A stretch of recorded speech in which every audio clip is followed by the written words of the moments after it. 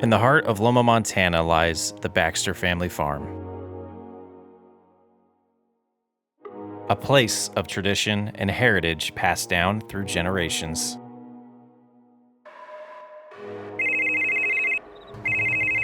Hey Dad, what's up? Lucas, I need you to come to the farm right away. We need to talk. I have things to do, can it wait? Just get here as soon as you can, son. I don't know what this is about, but it doesn't sound good. Man, he's stressing me out. I know we had plans to harvest today. Why are the combines just sitting in the field? That isn't good. Morning, Dad. Everything okay? Morning, son. Sit down. I need to talk to you. You know I haven't been feeling well lately. The truth is, I'm not getting any younger. The farm needs someone to take care of it when I'm gone. Dad, I've told you I'm not cut out for this farming stuff. I have my own plans, my own dreams. I know, son, but sometimes life has a way of leading us down unexpected paths. The farm is our legacy, our responsibility. I need to know it'll be in good hands when I'm no longer around. For Lucas Baxter, the decision to take over the farm is one he never thought he'd have to make. And so with a heavy heart, Lucas steps into the role of farm owner, unaware of the challenges and triumphs that lie ahead. Welcome to a new season of SWU Farm Rescue. I feel like it might be worse than he's leading on. He never misses harvest. I guess we got to get back out there and get this flax harvested, and next month we probably need to get the oats going. We're running out of time this year. Better time than now to learn this operation. So we have a couple helpers that do work with us on doing these harvests, but they are not going to be with us next year, so I'm going to have to figure this all out myself. And let's see, go over to the combines and see if we can get started. I know the helpers are ready, they're on their way.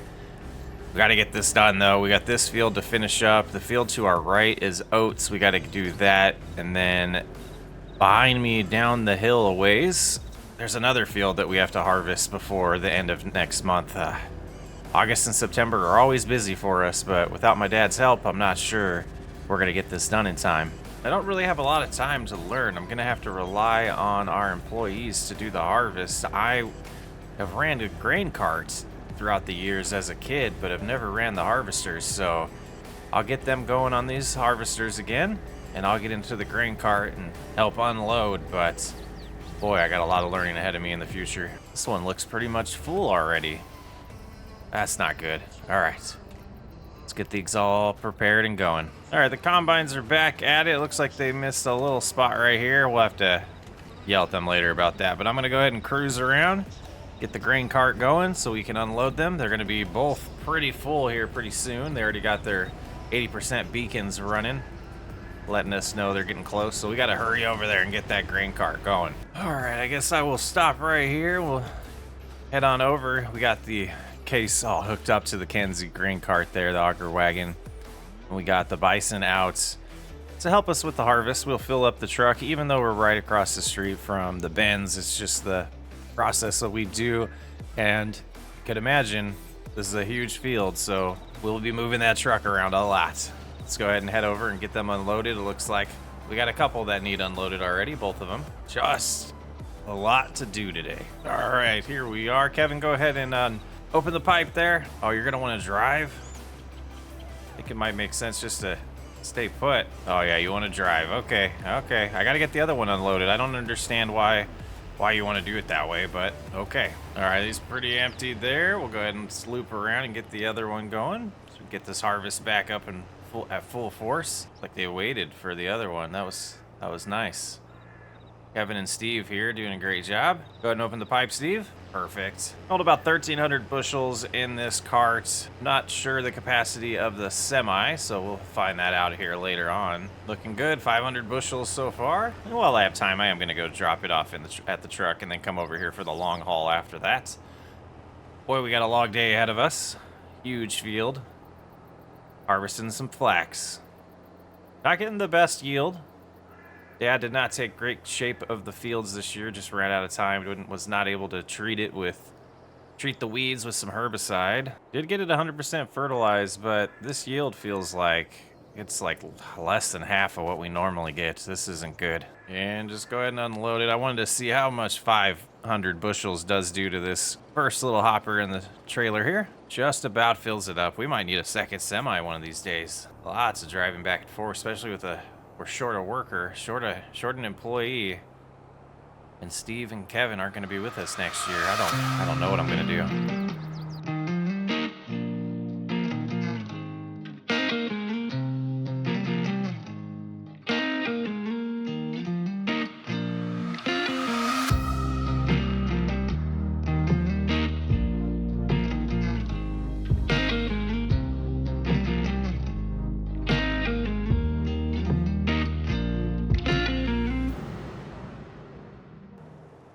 All right, I think I might have enough to fill this up. We're gonna find out now. Harvesters are doing a great job out there. Getting close to the halfway point already, it seems. Maybe a third. Go ahead and open this up. We'll activate it once we get over the opening of the truck here. Gotta learn all this terminology. All right, that one seems full. Let's pull a little bit farther ahead here. Go ahead and fill this one up as well. Go, now we'll try to cruise out of the way. Close the pipe for now, but I'm gonna loop around and line up so that we can just drive right back to this spot and unload the rest. Yeah, that should be good enough. We can line up when we get back. Okay. Hop out here and into the semi. Now, do they have the bins set up already? That's the question. Short little drive. I see the John Deere's in the shed, so I take it they don't have it set up. Oh, kind of. I'm not sure. I guess we could put the oats in the far left one, so that should be okay. Yeah, let me get that tractor over here to help us run this. Cruise around this way. The farm's pretty clean right now. He's got most of the equipment put away. At least that's good. We'll have to go around and check everything out and make sure everything's good for now. Okay, should just hook up to this back here. So I believe we want to open this up. That should do it. All right, now we should just have to drive over. See how this goes. It's not really a pullover one, so wish we would get the type of belt system that allows us just to pull over it, because I think I'm gonna get close here and then I need to pull that in.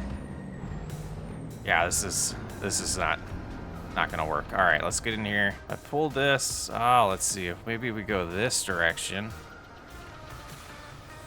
Yeah, that gives us clearance. Then we pull forward here. Not the best setup. Not hit the tractor. Not hit the tractor. If we move it like this, that should do it, right? All right, let's try. Let's see if it's lined up good over here. Not bad, not bad. All right, there we go.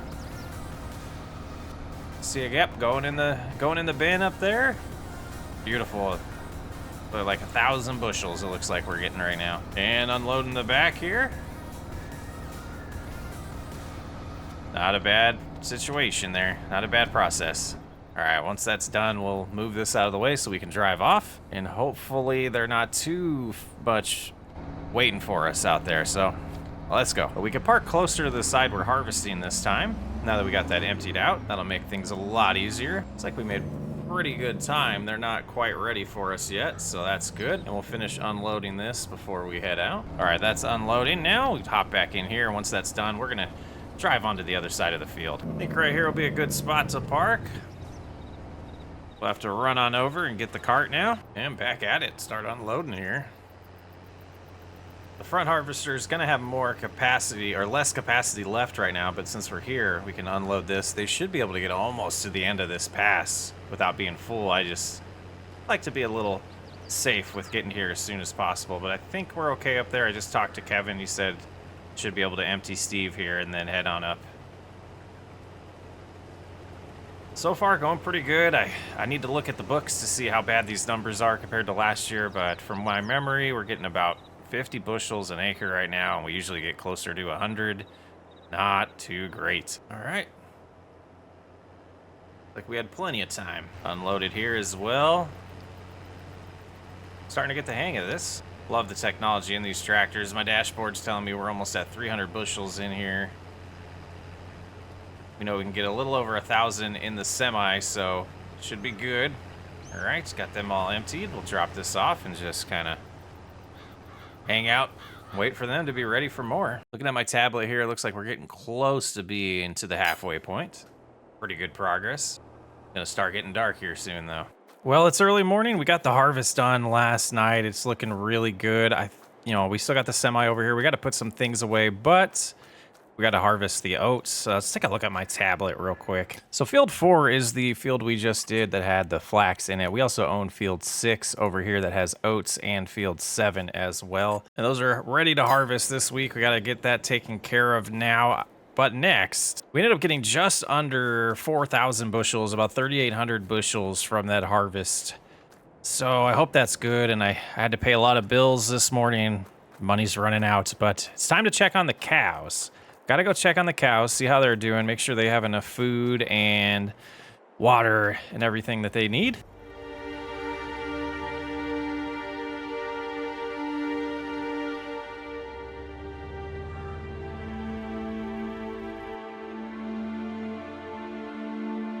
All right, let's see what we got around here. Why are the bunkers empty? It's not normal. Looking pretty bare around here. Don't understand why. Got a little bit of straw. Yeah, I hear you. I get some of that manure removed too. Man, I remember when I was a kid, all of these stalls were full of cows. Just cattle everywhere. Now we're down to these last 3. Probably spread them out a little bit better. Definitely got some babies around here, but let's go look at the feed.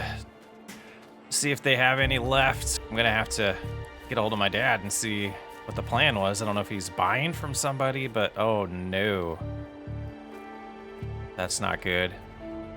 That's not good. The situation just keeps getting worse.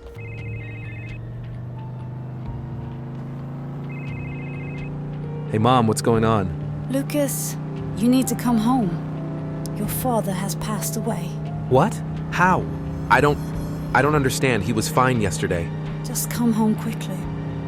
Oh, this is beyond terrible. We have 2 fields to harvest. Dad just passed away. I have no idea what I'm doing. Oh, what are we gonna do? I don't even know what I'm looking for at this point. I'm just looking for a hint or a hope or something. It's gotta have like a farmer's almanac or something out here to help us figure it out.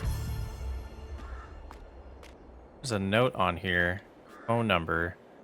SWU Farm Rescue.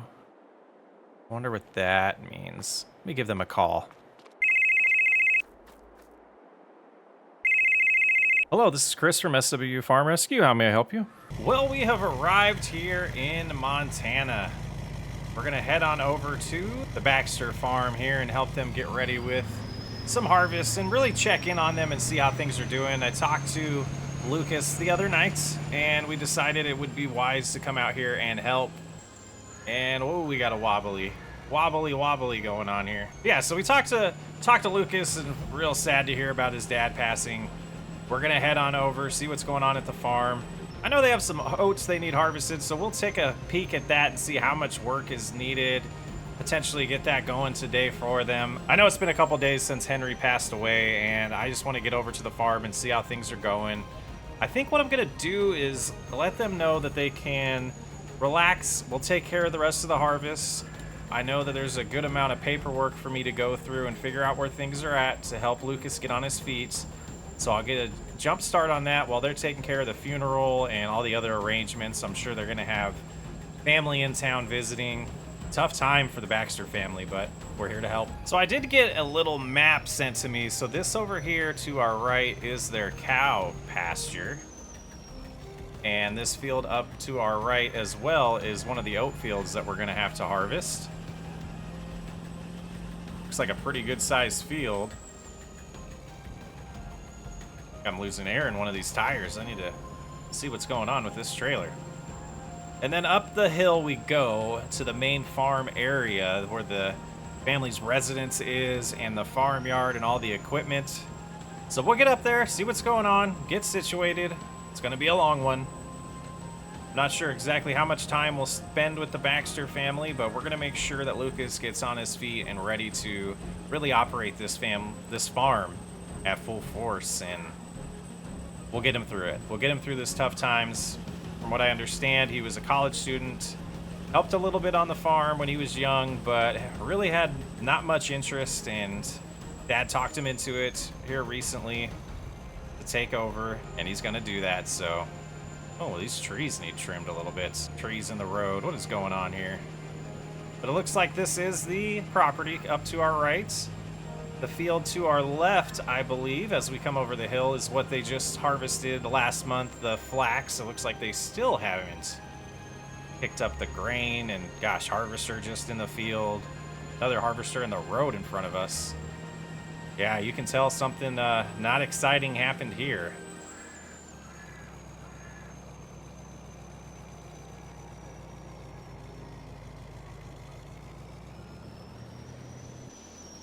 Yeah, the bins are set up. I imagine if that's still for the flax the other day, though, so we'll see. Got to figure everything out here for them. We'll get them all situated, though, sooner or later. All right, let's see what they're up to in here. Well, just had a good conversation with the family. Mom's doing good. She's as good as you could imagine. Tough times, so it's good is a bad word. I don't know what I'm trying to say. The family's doing okay, though. They're getting settled in there. I told them to just focus on getting the funeral arrangements, getting everyone in town taken care of and situated that are visiting for the funeral. We're going to take care of this harvest. I'm just kind of wandering around and taking a peek. I got a good information dump from Lucas, but there's still a lot of stuff to learn about this farm. Looks like we got some fuel over here. Nice JCB. Imagine we'll be moving the straw that we're going to make out in that field with the JCB, so that'll be good. No, we have that. But I think that is the first thing I do want to get going. Our guys will be here soon. I brought some helpers with me in town. They will be arriving. I wanted to see what we had for equipment back here, and yes, that's the baler we're looking for. And I think might as well use this case right here, this quad track. 540. Oh my. Let's hop in here. Give it a start. All right, there should be good to hook it up. All right, let's head on out here. I'll go ahead and get started, and I think we'll do this. One of my employees will get here and help, but I wanted to start getting this picked up because we're gonna need to flip these fields pretty fast. And let's see, that is lowered and turned on, so we should just get in here and away we go. This is a huge field. Not quite sure what they usually plant in here, but we'll get all that information, you know, once we get Lucas with us. And I know his dad kept a good inventory of everything around the farm, so there's some folders, some documents we can go through. But we'll go ahead and keep cruising along with this, and once our guys get here, we're gonna switch to that harvest. We got to get both of these harvest combines going, get the whole truck set up over there. I guess I could do that, but I was itching to do some field work here. Pick up some straw that's just been on the ground for a month or so, I figured was a good start. So maybe we'll get the headland done here, and it looks like, oh, they must have had the tractor in the wrong setup over here. See, they were spreading it, and then they decided to do swaths, so yeah, we'll go ahead and do this first headland. But yeah, lots of oats, and I know those oats need to be harvested pretty soon, otherwise they're gonna turn. So I'll get a little bit of this done, and then we will switch on out to doing the harvest. All right, the guys are here. We're ready to harvest. I'm gonna head on over. I'm gonna start next to where Bobby's over there. Bobby's in the harvester already. I'm gonna get this one going, and then when Ken gets here, I'm gonna have Ken help me out. But right now it's gonna be me and Bobby. And well, we don't have a green card driver, but I did want to get this going because time's a ticking. Time's a ticking. See, I don't know why he picked to start over here, but I guess, you know, I just kind of follow suit. So we'll see what happens. And we are officially cutting some oats here. Get this harvest going and good. It shouldn't take us too long today. A couple hours, maybe 3 hours on this field. And then we're gonna have to get down to that other one down the hill. Got a good head start on us there. I just got a message from Ken. He's loading up in the grain cart. He's gonna drive over to me and we're gonna swap out. All right, Ken's going in the harvester. We're gonna go try to catch up to Bobby and unload. Looks like they did not take care of weeds this year. There's a lot of weeds around here. I'm sure with Henry being sick, some of that just didn't go good, just didn't have time to do that. Now, not knowing this field, I'm hoping we have enough room. Looks like we have some shrubs over here that might be in our way, but oh no, they've opened it up plenty for their tools to get by. Just a little tight squeeze at the beginning here, but Bobby does have the beacon on. Let's go ahead and help him out here. Perfect timing. This unloaded. Once we see the grain start slowing down, we will just stop and let Ken catch up to us and unload Ken. But looks like they're getting a pretty decent yield. We'll get some numbers later on in the harvest after we get a good amount of samples. We're going to be focused on learning a little bit about their soil and figuring out exactly what we've got to do to get these prepped and turned around. I know some of the types of crops they're going to want to plant, we got to turn them around this fall. Some other ones might be safe to wait until spring, but ooh, that's a cliff drop right there.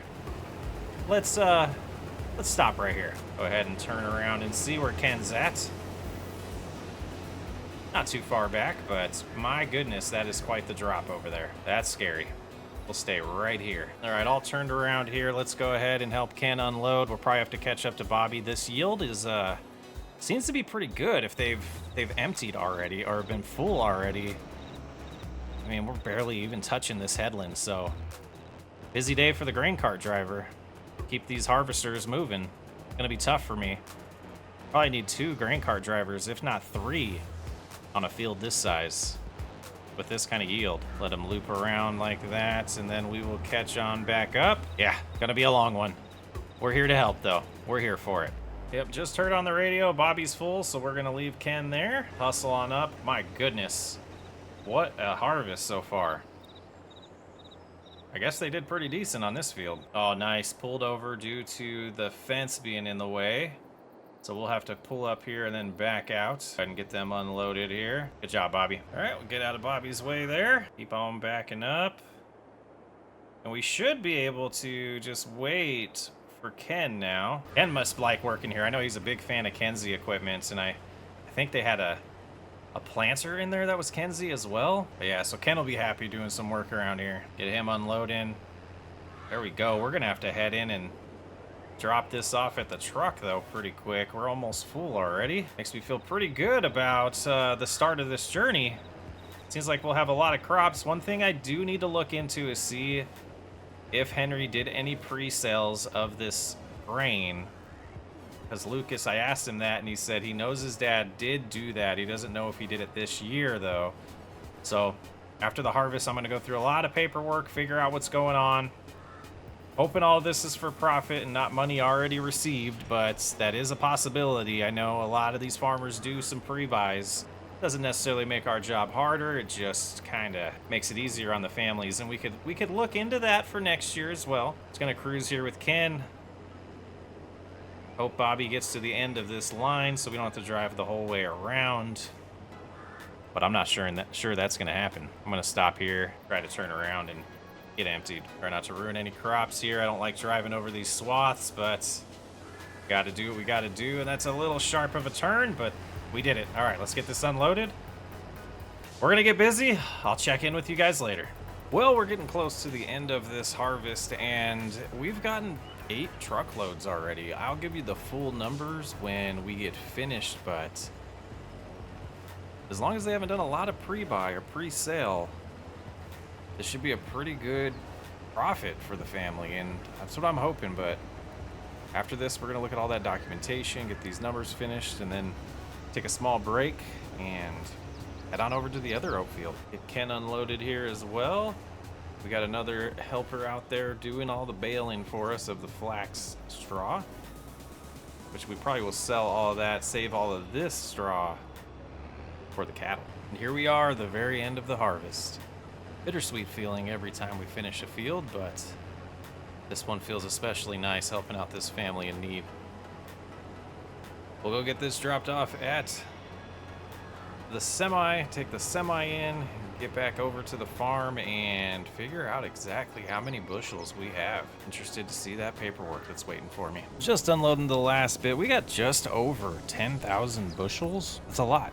That's a lot. We'll see how much we have to give up in pre-sale, but what a day. This bin is all full of oats. This one has some in it as well. Our grand total number right now is 10,512 bushels. But now we'll fill this one up with the next field, and then we'll probably rotate over here. In hindsight, probably should have put all the oats in this one, but we weren't here for that part. I'm gonna go in, take a look at that paperwork in the office over here. I think it's right around the corner here. Yeah, this looks right. Yep. I got some paperwork in here for me to go over. We'll go over that, and then we'll regroup with what our plan's gonna be. Nice little monitor of the area. Oh yeah. Magical wrenches too. Hello? Hey, Chris, it's Lucas. Oh, hi, Lucas. I forgot to mention that we are out of feed for the cattle. Okay, so I'm not sure what Dad had planned, but there's nothing at all to feed them. no plans for the feeding the cattle. You have no idea what your dad did, but you need our help. Yes, I'm at a loss here. Anyway, you can prioritize that for us? Okay, so I'm looking at this grass field behind the bins, and I mean, it looks like it just grows naturally. I don't know if that's something that you want us to cut. We could take care of that back here. We could turn it into a field long term as well, and then you'd always have fresh grass that's growing. You know, a couple times a year, you could get some cuts out of it. It'd be a lot better yield than what we have back here right now. Wow, that sounds perfect. Okay, sounds good. Yeah, we'll just start getting it cut so we can get some grass over to the cattle. I mean, they at least need grass. I don't think we have time to wait for it to turn into silage and make TMR right now with the fact that they're completely out of food. Okay, yeah, we'll get going on that right away. Thank you so much, Chris. Okay, so that kind of changes plans a little bit. I think I need to find a tractor to run this implement here. It looks like, yeah, this is what they've been cutting with. Okay, so time to look for that. I think this John Deere here will do the trick. Yeah, this should be exactly what we want. Let's go ahead and get that all situated. And I think since my truck's in the way, we'll have to loop around the other side of their property. Yeah, there we go. There's an opening. Okay, so try not to hit the house, but if we come out here, I do want to come over to the edge and just kind of make a mental note of this, because I think we might want to turn this into a grass field long term. It's just how far do we want to go? Boy, they got some property out here that's just not being used for much. All right, so we'll just get some cutting done, and then we'll get a good amount of bales going. And the last square bale here of grass ready to get loaded on the trailer. I think we have enough. We'll see. I'm hoping, but we're gonna have to flip this into a real field. This has got to turn into a real grass field very quickly. Go ahead and place this one right here for now. That should do the trick. There we go. But yeah, so that's all set up and ready. We'll go ahead and shut the engine off here. This has got to, yeah, I'll call a guy. We got to get this down to the cattle area as well. But let's go. 13 bales. Hopefully that's enough to get us by until we can cut more or find someone to purchase some from. That might be the path we have to take here. Got some more areas that we could cut with grass, but it might, I don't know. I got interrupted there by Lucas, but this is way more important than figuring out the finances right now. We got some living creatures that need food, and apparently it's been a few days since they've eaten, so we got to get this down right away. Oh, I need to find out if they own this land, because this might be better to turn into a grass field. It's right by the feed yard here, the feed lots. So we're going to pull up over here. We'll get the JCB should be down here right behind me, so we'll just pull right here. It looks like this is where we'll want to feed them. Oh boy. Guys are looking okay. We got some food coming, don't worry. All right, let's go ahead and get these guys fed here. Go ahead and go to the farthest lot. Hopefully this works. There we go, that'll do it. All right. Actually fell off and gave it to them, but let's go ahead and get the rest of these fed and see if we have a little bit of extra after unloading all this. All right, I think that will do. We got enough food for them. Look at them running up to get some of the food, so that'll be good. I do know there's some square bale straw over here. I need to get a little bit of that put in for the bedding as well. Yeah, look at these. Okay, so we could grab probably potentially 4 of these at once. There we go. 4 bales at once. We'll make sure they have enough straw over here. Let's try to go slow and not lose these top ones. They're shifting. They're shifting on us. Oh, okay, we lost one. I didn't think this through, did we? The rest of these got a good amount of straw in them. I think it's time to head back. We got a lot more bales to pick up, so I'm gonna head back with the JCB here, and then we'll get the trailer back there later on in the truck. But we gotta get ready for this. Oh boy, that's a big field. That's a big field. We lost some time. Yeah, I need to look in to see if they own this plot right here, because this would be great to turn into a grass lot just for feeding the cattle. Probably both sides of this if they do own it. But I do need to look at some of that documentation here, and we'll get going. All right, let's finally take a look at all of this data. So it does show that they do own all of that land down there to start with, so that's good. We could start leveraging that instead of the area behind the house here. You can see the looking at this map here, we got a lot of rocky terrain here. This is like a mountain range on top of the mountain there on that hill, where down here this looks like you can already see some natural grass growing, so I think that'll be a wise decision. This other view here shows a loan they paid off years ago, but then also their current loans. I'm doing some quick math here. Oh my goodness, what is their monthly obligation? So 12,000, just over 12,000 just in loans. Right now we're sitting at $16,000. Yeah, this is rough. We're out of money next month if we don't sell things, so I think it's time to. Oh, and yeah, let me look for one more thing in this document, the pre-buy, all the pre-buy information. So right now, looking at our totals here, we do have the 10,500 bushels in oats. We have a little bit of milk over there. We also have some straw to our disposal. But then the big thing is this 3,800 bushels of flax. And I did find that they did a pre-buy on that for 3,500 bushels. So that'll be the first thing that I'm going to do today. Actually, yeah, I'll call that guy and see if we can hold off for a day. We're going to have to fill up that bin with oats and then probably 1 or 2 of these other ones. So 3,500 bushels. And oats-wise, it was 5,000 bushels, so luckily we have some money to make off of the oats, and we have a whole nother field to harvest, but that's a lot of lost income. And this flax straw, we are going to sell probably right away, so we'll get somebody working on that, but we got to get the combines down to the lower field down there, field 7, and start getting harvesting. See, we got a guy working on the bales already. I'm going to head this one down to field 7. Get it all calibrated for that field, and then we'll grab the other one. And I think Bobby's gonna follow me with the other combine. Big day. So we got 105 acres here. Yeah, it's gonna be, yield bonus is terrible.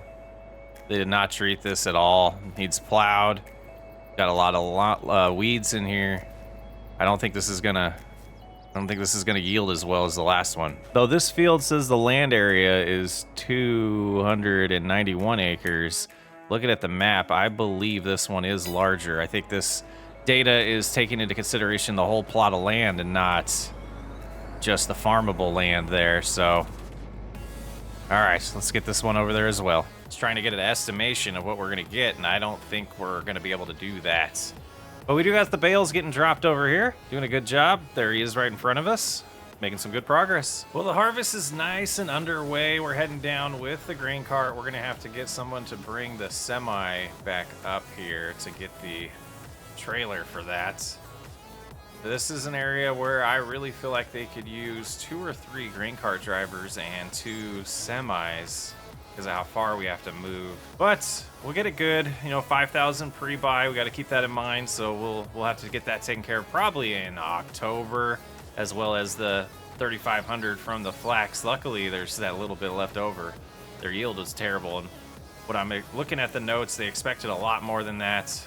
Expected at least 6,000 bushels, so he sold half of it on that one, and looks like he calculated pretty well on the pre-buy for the oats, but I think this field was planned to be completely profit. And looking at those loans they do have, I don't know if the plan was to try to pay them off as soon as possible. We're gonna have to develop a new plan with Lucas. I know all the will and all that stuff's getting situated, but we're letting them just focus on the funeral and everything that the family's just dealing with right now while we take care of the work and keep this operation going, because it's just a matter of time before these bills do catch up, and there could possibly be some life insurance or anything to help.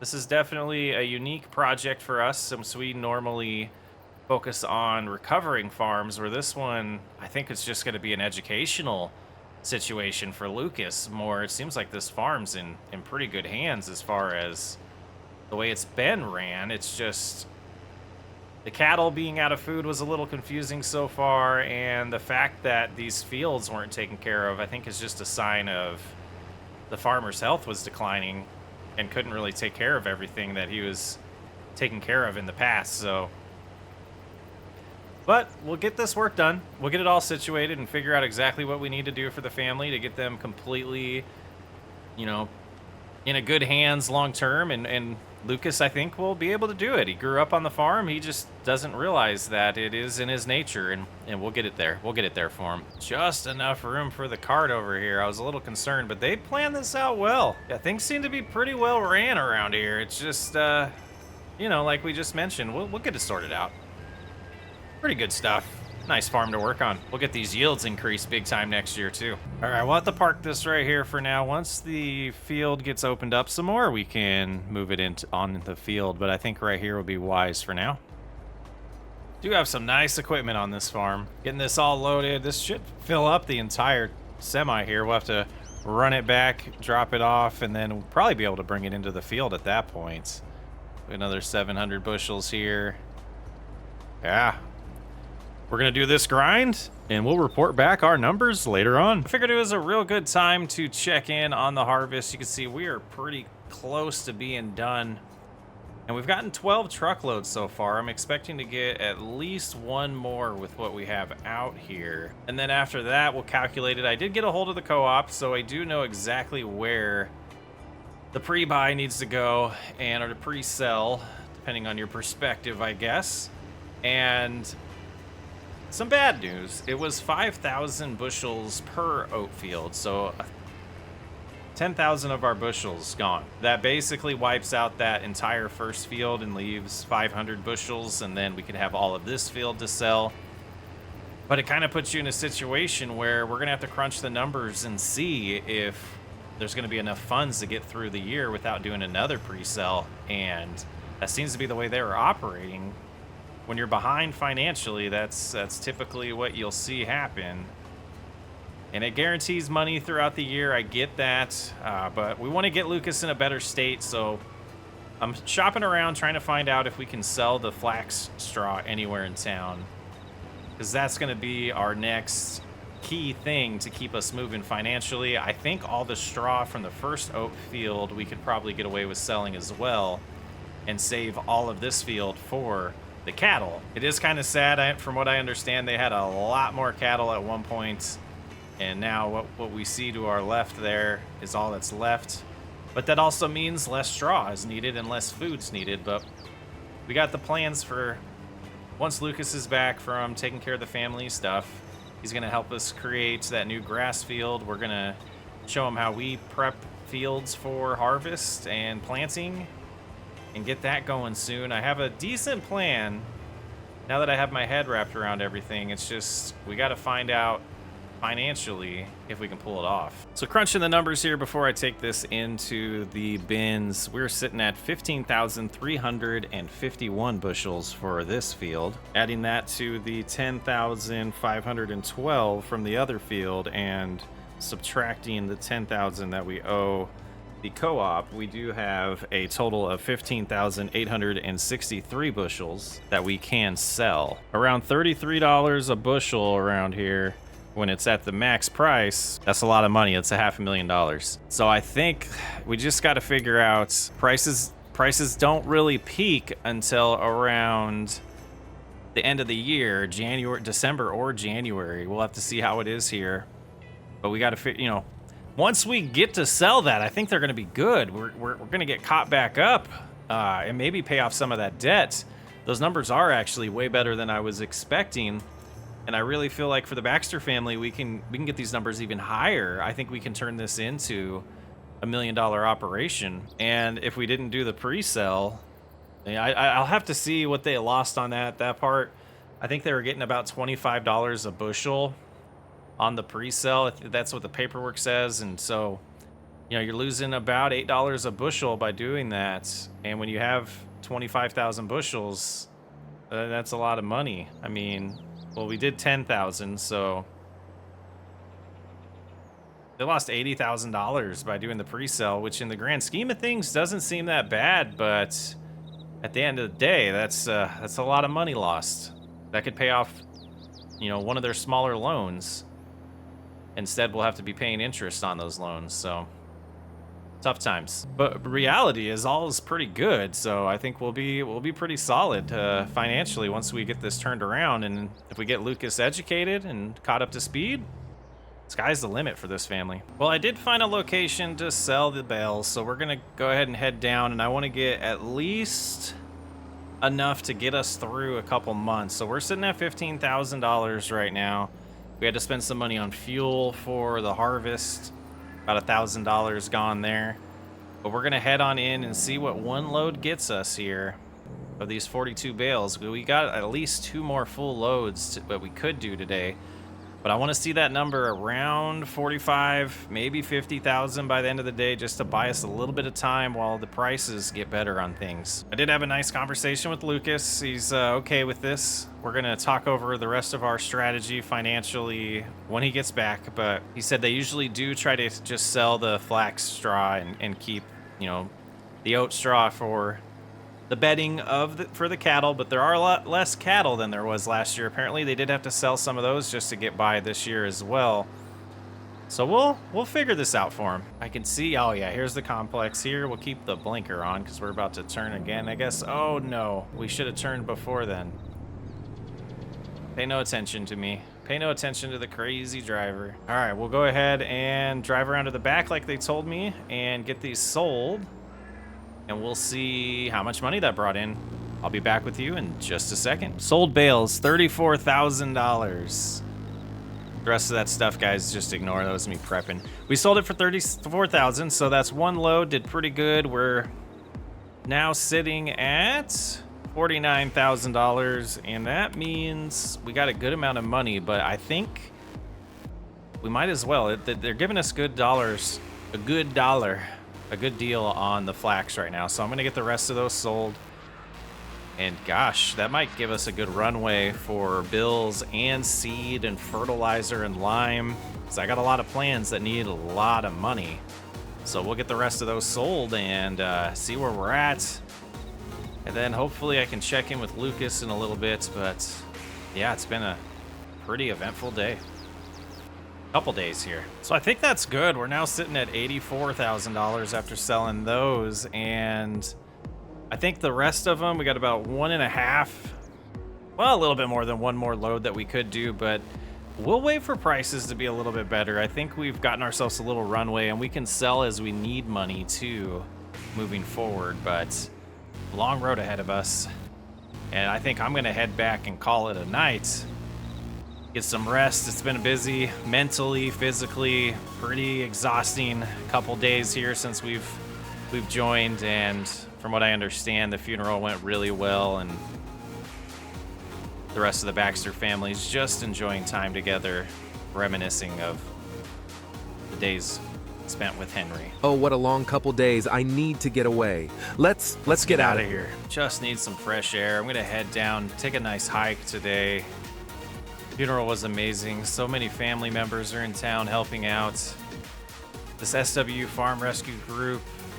Chris seems like a real nice guy. I don't know if I'm gonna learn enough from him. I gotta get focused. I gotta learn a lot. Not giving myself much time to really deal with what's happened, and this life is just, it's changed. I had plans, they're going away now. I know Dad wanted me to finish college and then decide if I wanted to work on the farm, but that got escalated, and I guess I understand why now. But yeah, I think let's get some fresh air. A good old decision point. I've always liked coming out here when I have things to think about, decisions to make. Just always seemed like the perfect place for it. And really, the guidance I'm looking for today is, do I sell the family farm? Continue with my dreams of moving out of this town and moving to a bigger community with more people? Or do I embrace Dad's future he had planned for me? I don't think it'd be wise to make a decision with all the change that's been happening. I think it is time to head back to the farm. I need to meet with Chris and see what the plans are and what we need to do moving forward before I make any crazy decisions on life here and whether I'm going to stick it out or sell the farm. I need to give it some time. I need to heal from the loss. I need to figure out if I actually enjoy this farming stuff.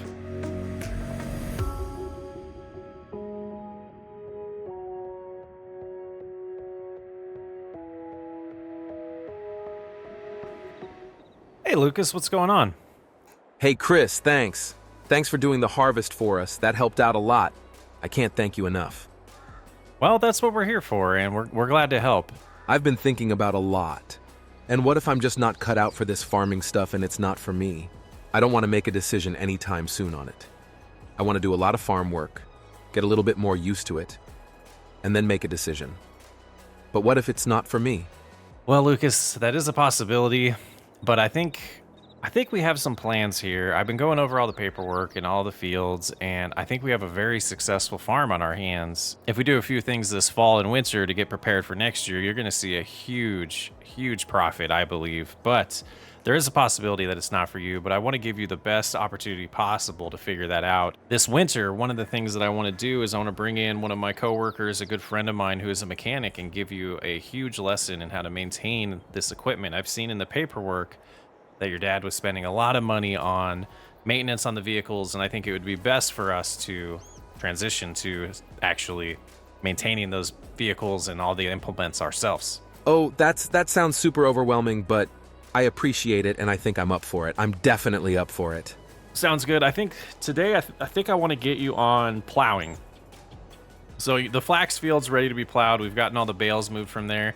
I want to get it plowed. You guys have a really nice plow implement set up. I'll get you set up on that before, but I got to go to the co-op and get the rest of the flax sold that we had to pre-buy for. I'll get that taken care of, but if you could get started on plowing, we'll meet up afterwards and talk about the plans to prepare the fields for the rest of the fall leading up to planting the next crops that we're going to do. Okay, it's all on me now. So Chris is going to take the truck in. He's going to head into town, go to the co-op. I need, this tractor here, and I need the plow.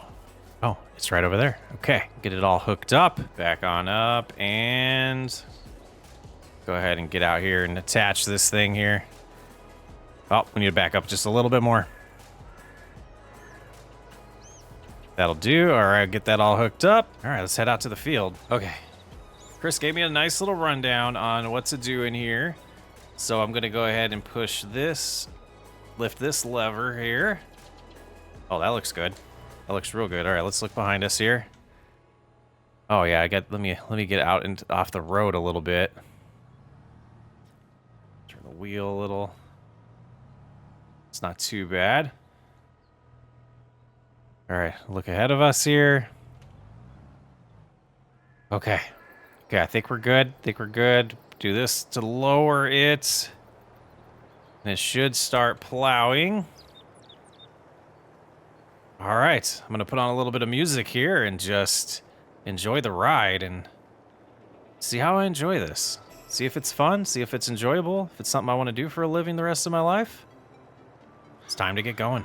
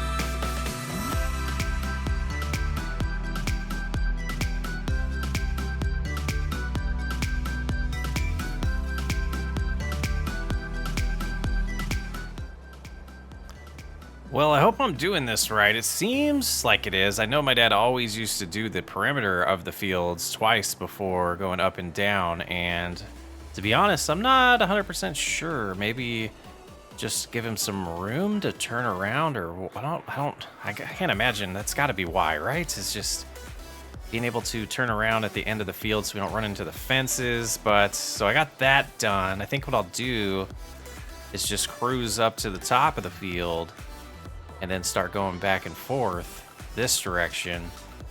I think that'll be a good way to finish. Doesn't seem that bad so far. Just cruising, listening to some tunes, and kind of peaceful, to be honest with you. All right, Lucas is out there taking care of the plowing now. There he goes. Nice view there. I think he's got it under control. I think we're in good hands here. We'll let him keep going. We're gonna head on to the co-op.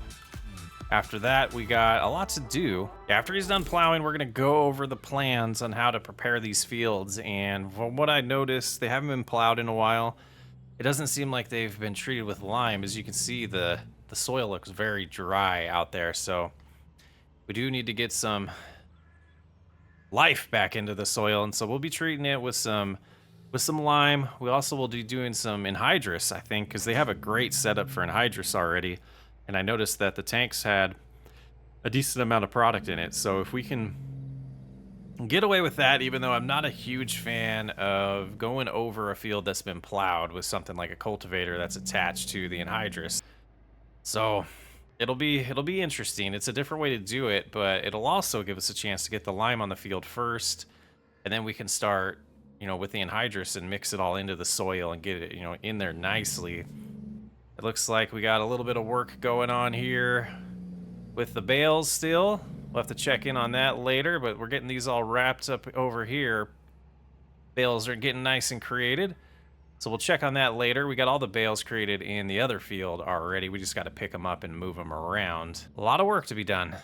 We'll keep on cruising on with all this work. See, we got about 900 bushels left here to take over of the flax.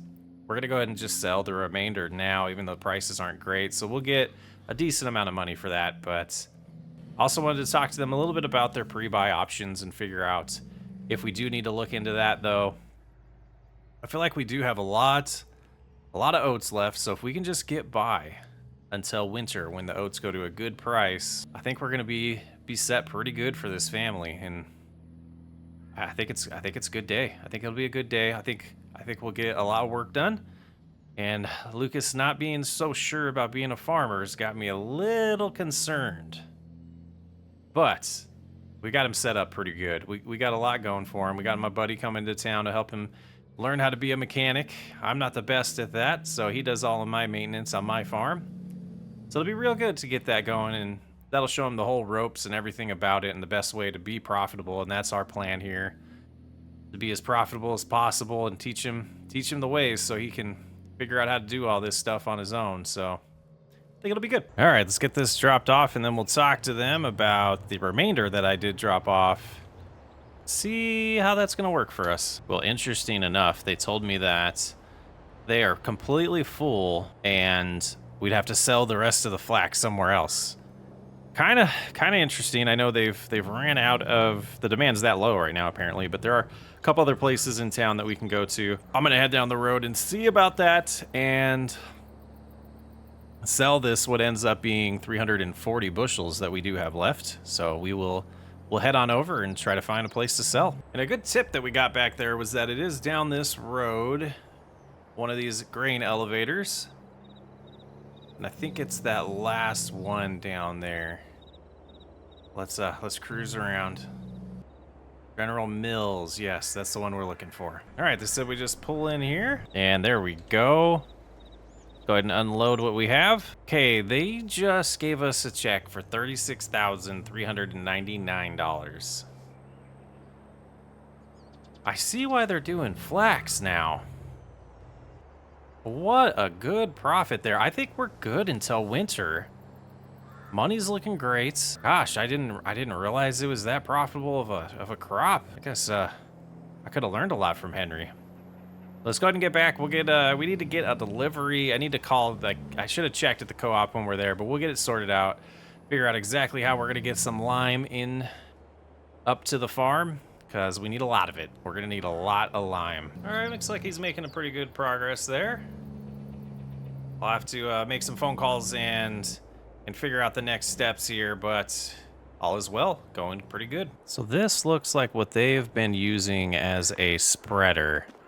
Pretty awesome. So let's go ahead and see. I think I can just take this into town, back to that co-op, and get it full. And that's, well, let's see. I don't want to rent anything or lease anything that costs us a lot of money when we can just drive back and forth. We'll see. We'll do this first load and see how far it gets us, and then go from there on whether or not we need to lease anything to deliver the rest of the lime. I think it would be wise to save as much money as possible for this family, even though we're sitting pretty good. I don't want to be the one making decisions that really upset anyone. And 33 miles an hour, it's just down the hill, just past the cattle farm where we're going, so not too terrible of a drive. All right, we've arrived. We'll have to get a good price from them, but I believe they wanted us to pull up over by these bins here, and they'll bring out some equipment to help load it up. Well, $6,300 per load is what we'll end up paying, and not a terrible price, but we'll find out how terrible or good it is once we use it all. We'll see how far this lasts us, and like I said, we'll do the first tank full and figure out from there if we're going to need something to help deliver this, because it is a little time consuming to drive down here. We got to wait for them to be able to help us out, and then we got to, you know, bring it back. So let's see how it goes. Just about done out there. That's beautiful. What we're going to do is I'm going to pull aside here. I think this might be a good spot to park for now. We can go ahead and just stop right here. But I am going to head on over to the field and pick up a good amount of bales to make sure that we're all prepped for the next field to be able to be plowed. I think that'll be very important. Let's head on over there, get that done. We'll move them down to probably down by the cattle feed, and I'm almost leaning towards keeping them all for now, selling as we need to, because gosh, we got a lot in stock. So get the rest of these all picked up, and then we'll get to liming. Hey, Chris, are you on the radio? Yeah, Lucas, what's going on? Well, I just finished plowing. Actually, there's a couple of areas I kind of missed. I'm going to need to clean up, but I just got done. Is there anything else you need me to do next? Well, what did you think of plowing? Did you enjoy that? Yeah, it's actually really relaxing. I just kind of listened to some music, just felt like driving around, and just gives you a lot of time to think and be with nature at the same time. Absolutely. I love hearing that. So yeah, I think what we could do, there's going to be plenty of liming to do. So I think I will lime. I'll spread lime on that field. We got field 6 prepped for you. So you could head over to that one and start plowing over there if you want to keep plowing, or you can do lime on here. Either way, we'll get you doing some lime. Oh yeah, I think I'll drive over to that other field and start plowing it. Absolutely. That seems like a good plan. And then maybe after you're done with that, it'll be time for me to do the lime on field number 6. And I can learn that process as well. I think that's a solid plan. Go ahead and head on over there, start plowing. Like I said, it's prepped and ready for you. Making some good progress today. I love it. All right, well, Lucas is all done with plowing this field, so we'll go ahead and start spreading it. He decided to start plowing field number 6. I think he's starting to enjoy doing things in tractors that aren't just running the grain carts. So that's exciting. But we'll see now, the moment of truth. This thing has a good working width, so no guided steering. But we'll go ahead and activate this. See, we're not far enough over. Let's get about right here. And that should be good.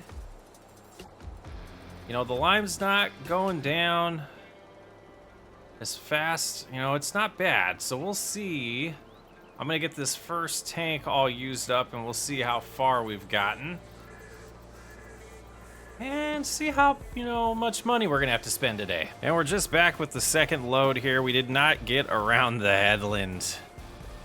$6,300 more dollars out the pocketbook. I imagine this is going to cost close to $40,000 just to do this one field. So that being said, we might start spending a little bit or selling a little bit of that straw. And I did end up keeping that field near the farmyard. And when we pick up the bales near the feed lot, we'll go ahead and use all of those for the cattle. Yeah, I think we're gonna need a little bit more cash, but we'll keep an eye on the dollar amount and make sure we have enough for the bills every month. Getting really close to October now, just 2 more days in September, so we should be able to get most of this field prep work done in September, and then we still got to have that conversation about what we're going to plant. And after seeing how much the flax is going to actually profit, I'm almost thinking we do flax in the other 2 fields, but I'm definitely going to let that be Lucas's decision. I want him to make those calls.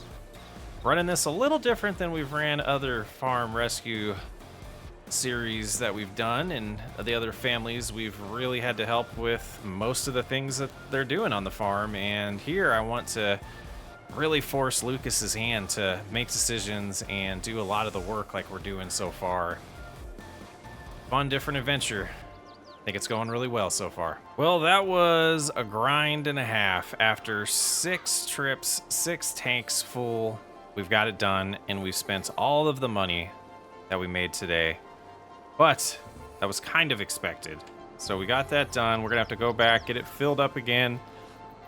And that's the smallest of the 3 fields. So we're looking at like $150,000 in lime. So we'll be selling some straw. It'll get us by. We got a plan. A little sad about how much that ended up costing, but I'm gonna take a break though, because we can't lime a field that's not ready for us. And we'll check in on Lucas, see how he's doing, but I'm gonna get the anhydrous equipment all prepped as much as I can now that we're done with baling down at the field by the feed yard, or the feed lot. So that'll give us another tractor, and that one is a little more powerful from what I understand, and it'll be perfect for doing the anhydrous. So that's what's next on the list. We'll have Lucas do the liming.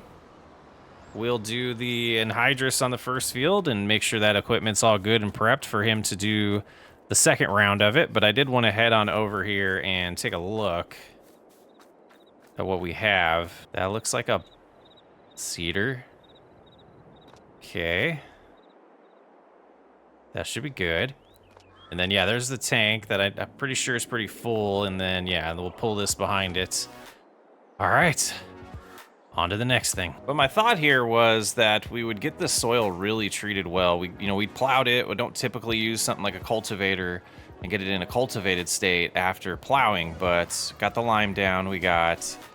Now we're getting some anhydrous down, so we'll get a good amount of fertilizer going with this field. And I think it'll be in good shape. Let's go ahead and take a look. Yeah, this looks a little bit better already. A little bit more color to the soil than it was when it was plowed. So I think it'll be good. I think this is a good setup. Go ahead and cruise around, get this going. We're gonna get Lucas started on liming field number 6. We have Bobby down on field 7, finished baling and is now working on plowing that field. A lot of progress being made. The only other thing I want to do before September ends is get that new grass field established. So we'll bust out this anhydrous and get going from there. Well, we've had to get our first load of anhydrous, and that was about $12,000. We're gonna have to sell the rest of that straw because we still have a lot of lime to buy. We got some seed to buy. I was a little optimistic, and that's really strange for me, but things are going good. Yeah, Lucas is taking care of the lime on field number 6, so that's going good. Plowing at field 7's almost done. Yeah, it's a pretty challenging day here, but we're gonna have to sell more. And I think we might, hate to say it, but postpone creating the grass field a little bit because we got to get these fields prepped. I probably should have prioritized the grass field first, but that didn't happen. So here we are, all done with the anhydrous on that field. I'm gonna set this up here. We are gonna, we'll let Lucas do this field. That's been the plan, so we'll go ahead and stop off, but time to check on Lucas. Well, apparently what I'm doing right now is gonna help the soil have a better pH balance, which will in turn allow us to get a better yield next year, and I'm excited about that. I'm starting to get the hang of some of this farming stuff. What's really really concerning me at this point is, am I going to be able to maintain these once Chris is gone, and once that guy that gets here this winter helps us out figuring out exactly how to do that crash course that he's talking about? That sounds super exciting. I just don't know if I'm cut out for this. Farming's hard. Every day of my life doing this, I don't know. I don't know if this is what I want to do. But Dad would be proud of me right now. I can feel that. 100% understand that. Well, I think I'll get this done. Shut off this camera for a little bit. Look at that view. Beautiful view out here. I'll talk to you later. Well, I didn't think we would be back with you until at least October, but we have run out of money. You can see the money is down to $4,000. We're going to go ahead and try to sell some of this straw here. I'll let you know how that goes, and we'll see how we're doing financially, but we need to sell a lot of things. We need to make a lot of money here the next few months because the money is going fast. So we're sitting at 24,000. I think we need to do at least 1 or 2 more runs of bales. But like I was saying, we got all the fields limed. We're working on the anhydrous and cultivation on field number 7 right now. And then after that, we're going to start making the grass field. I want to get that done before October. It's the last day of September here, and all the bills are going to be due, tomorrow. So got to have enough money in hand, and I'm not sure we're going to have enough lime and anhydrous to get the grass fields going. So I want to get this balance back up to probably closer to 60,000. So, oh boy, I guess we'll do 2 more loads of the straw, and then at that point we can start working on the grass field. Well, we're heading back to the animal dealer with the last bit of straw that we're going to sell today. We have a lot of straw still over here at the feed lot, but this is the end of the straw that was up at the other fields, the other oat field. So we'll get this over there, see how much we're sitting at. Should be around $64,000, which I feel confident that we can get through at least October with that, but we still got some more lime to buy. We need buy some grass seed. You can see we got the equipment right here prepped to start making those fields. But after I sell this, yeah, we'll start plowing that new grass field. But I also need to get a hold of Lucas and find out if he's made that plan for what we're going to plant. I do think we've come to the conclusion that we're going to wait till spring for the crops, but I don't know exactly which crops he's landed on. So we'll check in with him after selling this. While we're plowing, I think we'll just talk to him over the radio probably while he's finishing the anhydrous in field 7 there. And just under 64,000, so I think that'll do it for us. We're gonna go ahead and head back if we can get the trailer unstuck here. All right, I think we're ready here. Get this all prepped, and I think we'll do this outline first, and then we can concentrate on talking to Lucas after that. Let's go ahead and get this all lowered, and it should start, yeah, plowing into the ground here. So I think we'll come around close to this tree line, like so, and just keep as much of this natural vegetation around as we can. Could have cut the grass here, but it just didn't seem healthy enough to get a good yield out of. So I think plowing this, we'll treat it with lime. We'll get some nitrogen in the ground or anhydrous in the ground to help with the fertilization, and then we'll get some seed. And hopefully by, early spring, we'll have a first really healthy cut of this. I don't think it'll grow enough between now and winter before it goes dormant, but it'll be enough to establish the grass field so that we get a good cut in it in the spring, and then we'll get one probably in the summer. Probably late spring, end of summer, and then towards the end of fall, we could get 3 cuts in this next year if we're lucky. Get enough rain and the environment to, cooperate. But I'll go ahead and get this outline done, show you what it looks like. We are also going to do one on the other side, so we could potentially say, this will be for grass bales or silage if we decide to do silage on this side, and then we can do the hay on the other side if we do decide we need hay. So it'll be nice. It'll be a lot smaller over there though than this one. But between the two, I think it'll allow us to get enough to feed the cattle. And as this operation grows, it might be wise to find another large field in the area to potentially turn into a grass field as well, depending on what he wants to do. If he wants to scale back on the cattle operation or keep it alive as is, a lot of decisions that Lucas will have to make that I don't want to make for him. Try to even this out up here. Very nice. Yeah, that should be good. A decent start. We'll go ahead and fill in the inside here with the plow and get this all prepped. But let's go ahead and see if we can get a hold of Lucas on the radio. Hey, Lucas, you around? Hey, Chris, what's up? Well, I was just kind of contemplating and thinking about a few things. Have you decided what we're going to plant next year? Yeah, so I was looking at Dad's notes, and we do rotate crops, so we don't want to do flax and oats on the same fields. And I think I do want to do flax in the 2 fields that were oats last time. And I think the best thing to do in the other field would be peas this year. Absolutely. Like I said, I wanted it to be your decision. And if that's what you want to go with, I support it. And I think those will be just fine and super profitable for us. And I think that'll be a great plan. That means we get these fields prepped and sit on them until spring. And we'll do the planting then. But we got to get this grass fields turned around today. And I think you've had a rough day or a long day. I don't know if it was rough, but trying to see where you're at out here. Must be on the other side of the field still. I think just take a break after this, and we'll finish the grass and talk about some financial stuff. I think we're doing good, though. I agree. It's been a very educational day, and I'm learning a lot, and I'm enjoying it. So I'm digging it. All right, I'm going to get back to work. Nice talking to you, Lucas.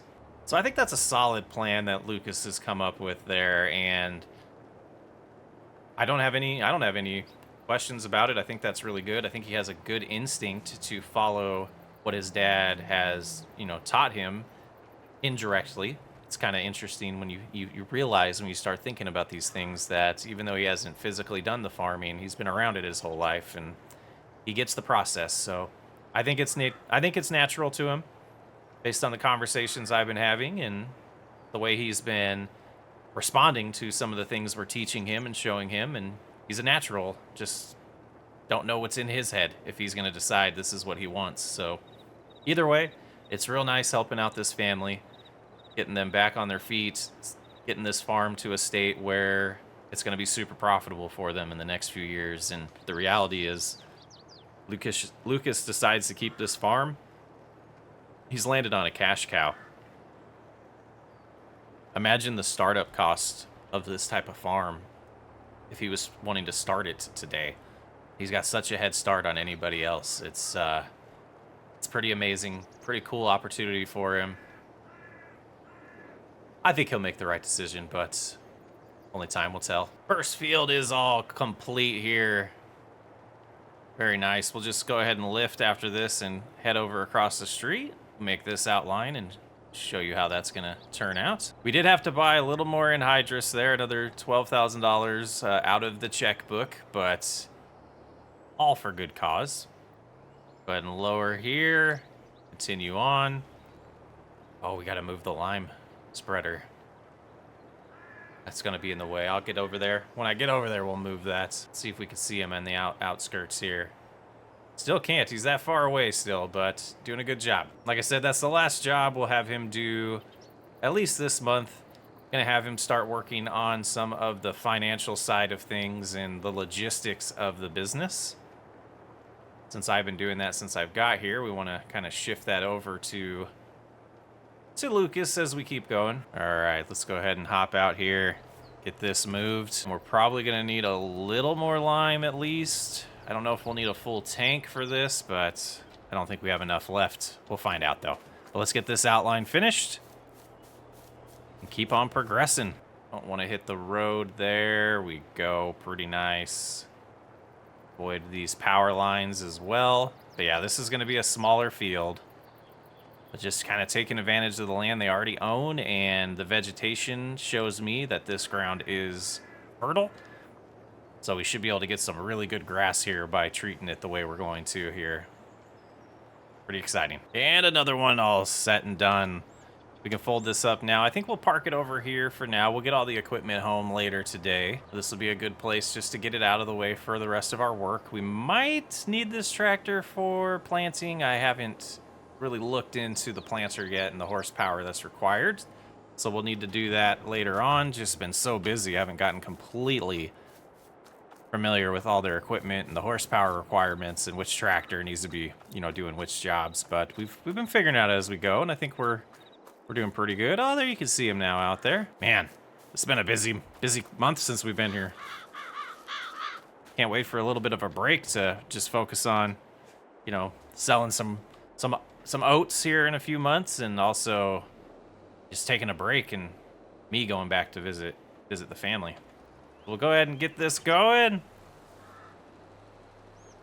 Prioritize this field first and see where we're sitting. Should go pretty good. I do think we'll need one more load of this, another $6,000. I think we can handle that. As long as we have enough anhydrous, that's the big money one. Is just 12,000 per tank or close to, so that's where the money is really disappearing. So I'll head in, I'll get another load here, we'll get these done. And just a little speck area here that we've missed. We'll go ahead and cruise on over. Get that lime applied there. And we're all set. I am going to drive this one back home because we are done with this for a while. You know, they really don't need to spread any more lime for probably a couple years here. This should put it in good shape for at least 2 harvests. Making some good progress there. Love to see it. So the seeder that we have here will definitely work on this tractor. It only requires around 270 horsepower. So this has plenty of horsepower in it. To be exact, it has 468 horsepower, so we'll definitely be able to pull that seeder. We'll go ahead and get that prepped while we're waiting for the other tractor to get done with the anhydrous to be able to do that on these 2 fields real quick. And now that I think about it, these fences and how close it is, and that being such a long piece of equipment, that'll be interesting to see if we can pull that off with that, yeah, with turning around and all that near all these fences. We might have to move some of them. But yeah, he's doing a great job. I'm proud of him. Let's go get this seeder all hooked up and prepped. I think this is a good spot to park this for now. Go ahead and get it all situated there. And since I do have time, instead of taking a delivery fee, we will go ahead and head on into the co-op and get some seed for this. This is the seeder that they do this whole thing with. Let's open this up all the way and get a good idea of the size. But oh boy, this is something I definitely want to talk to Lucas about and see about. Maybe he wants to put that in the budget to get a bigger one. That's unfortunate. Hey, we spent a good $7,500 on seed, so that'll get us a good start, but kind of waiting for Lucas to finish at this point. Seems like a storm's coming in. It's starting to get real dark out here, and it's barely noon, so hopefully we can get this work done before that hits. I think we'll be okay turning around. I don't know why I was so concerned about that. We should be fine. I think we're gonna hit that tree right there, though. There we go. All right, we'll get this lowered and the anhydrous activated, making sure it is putting down nitrogen or anhydrous here, fertilizer. Don't see it. Oh, there it goes. It's just delayed its update on our little tablet here, but we'll go ahead and cruise around this new field. Man, what an eventful couple days since we've been here. Finally get a break after this, though. And I think we explained it earlier, but we're doing this because this is the equipment we have, and it's the best way to get nitrogen down. You wouldn't typically want to plow and cultivate the same time like this, or it's not necessary. It'd be more of a waste of diesel and a waste of hours on your tractors and implements. But it was the best setup that we had for this, so that's what we did. Just to kind of clarify that for the audience. And I wanted to use anhydrous because I don't do it very often. And back to RP. And just about the right amount of anhydrous left. Very nice. This field is all prepped to be planted. So nice to say that. Go ahead and cruise over here. We'll take this back later, like we mentioned earlier. And right there seems like a good place to park. Hop on out. Get in the other case tractor here, quad track. And might as well start this way since we're facing here already. Yeah, I am really hoping that we make a lot of money from the oats, and I can talk them into replacing this cedar. I mean, it's a good, really good cedar, but those fields are huge. This is a perfect cedar for the field that we're working on right now. And I just don't think it's, I can't believe they've been planting with this. They've had to have been leasing a second one, or maybe they sold a second one that they had. This is just, I'm surprised. But it'll get the job done. And our first planting session in Loma, Montana is complete. This grass should come in real nice in a month or so. All complete. Let's fold this up, start getting some of this equipment home. Just kind of thinking through some things, and I'm going to try to get them to, you know, maybe sell this cedar and upgrade to a bigger one that also does fertilizer. And then we potentially could get rid of the sprayer if we're always fertilizing this way. But we'd have to think, you know, maybe a manure spreader for the grass field when it needs more fertilizer. Yeah, just some choices that Lucas and family can make, and I'll just make sure I give the best suggestions I can come up with. Well, it's a rainy day in November, and it's time to sell a little more of this flax straw. You can see it's a little, you know, things are turning here. We got our fall colors going, looking pretty part of the country this time of year. We're going to head on down, get these sold. We're just short on the loan payments for November, and from what I understand, the paperwork for life insurance is just about done, and we should find out what's going to happen there. Going through the trust and all of that, there is a good amount of money coming our way, or coming the family's way, to, you know, help us get by, and that's what it'll be for. Once we get that dollar amount, we're going to figure out which loans we pay off, and yeah, I'm going to let Lucas do all of that, though. I'm not going to do it myself. We're here to help him start being, you know, a full-time operator of the farm. And like I've said, you know, probably 20 times today, or the last few days, it's going good. His mindset seems to be getting a little bit better. I think he's enjoying this, especially since he's had some time to relax since we've gotten all these fields prepped. Let's take a look at this grass when we get up here, though. It should be growing pretty good at this point. Don't think we'll get a cut in it this year. It's about to start going dormant as these temperatures are really starting to drop now in Montana. Yeah, let's stop here and hop out and see. Oh, yeah, it's looking close. We could get away with cutting it now, actually. Oh, man, that's a good idea. We'll see about that. We might end up doing that, but gosh, these colors are kind of pretty this time of year around here. Let's go get this sold. We did end up buying a little bit of food, or a little bit of grass, from another farmer in town to get us by with feeding the cattle. So they're all set for a little bit. Man, that flax straw sure is worth a lot. I just got a text message from Lucas. It sounds like there is going to be some money deposited by the trust, but we have to spend it on the debt first. Yeah, so we'll chat with him and see what that's all about. Well, it's been a few months since Dad passed away, and it's time to, you know, collect some money on that, which is new and different for us. Everything's just been sad, but now we get to, you know, get a little bit of the benefit of Dad having life insurance. And from what I understand, we got to go over here. This is where the lawyer lives that is helping us out with the trust. I hope he doesn't mind me hitting his trash can there. But I'm going to go talk with him and figure out everything we need to do and go from there. Wish me luck. So we got $500,000 deposited in our account that was for life insurance. And the trust had it set up to where this had to go towards debt before any money could be passed out to anyone in the family that's on the list of beneficiaries. So we could see here, we're going to keep track of this. I felt like the most wise thing to do was to pay off the debt that had the highest monthly payments first. So we're going to start with our $236,000 loan. We're going to pay off $225,495 of that, which that loan's gone. That's nice. The next one would be the mortgage. We can't pay off the $515,000. So I think what we'll do is we'll tackle this one that's $119,000 next. 119, 154. And that leaves us with $155,000. So let's now go to the $69,000 one.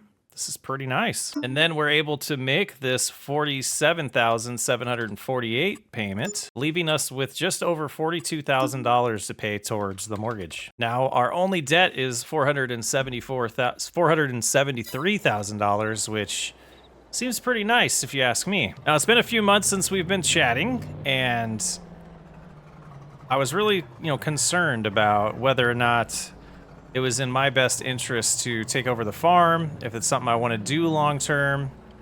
And we're getting pretty close to making that decision, I feel. And once I get through planting season is really when I want to make up my mind on that. So far, I do love the farming aspect of it, the field work, I should say.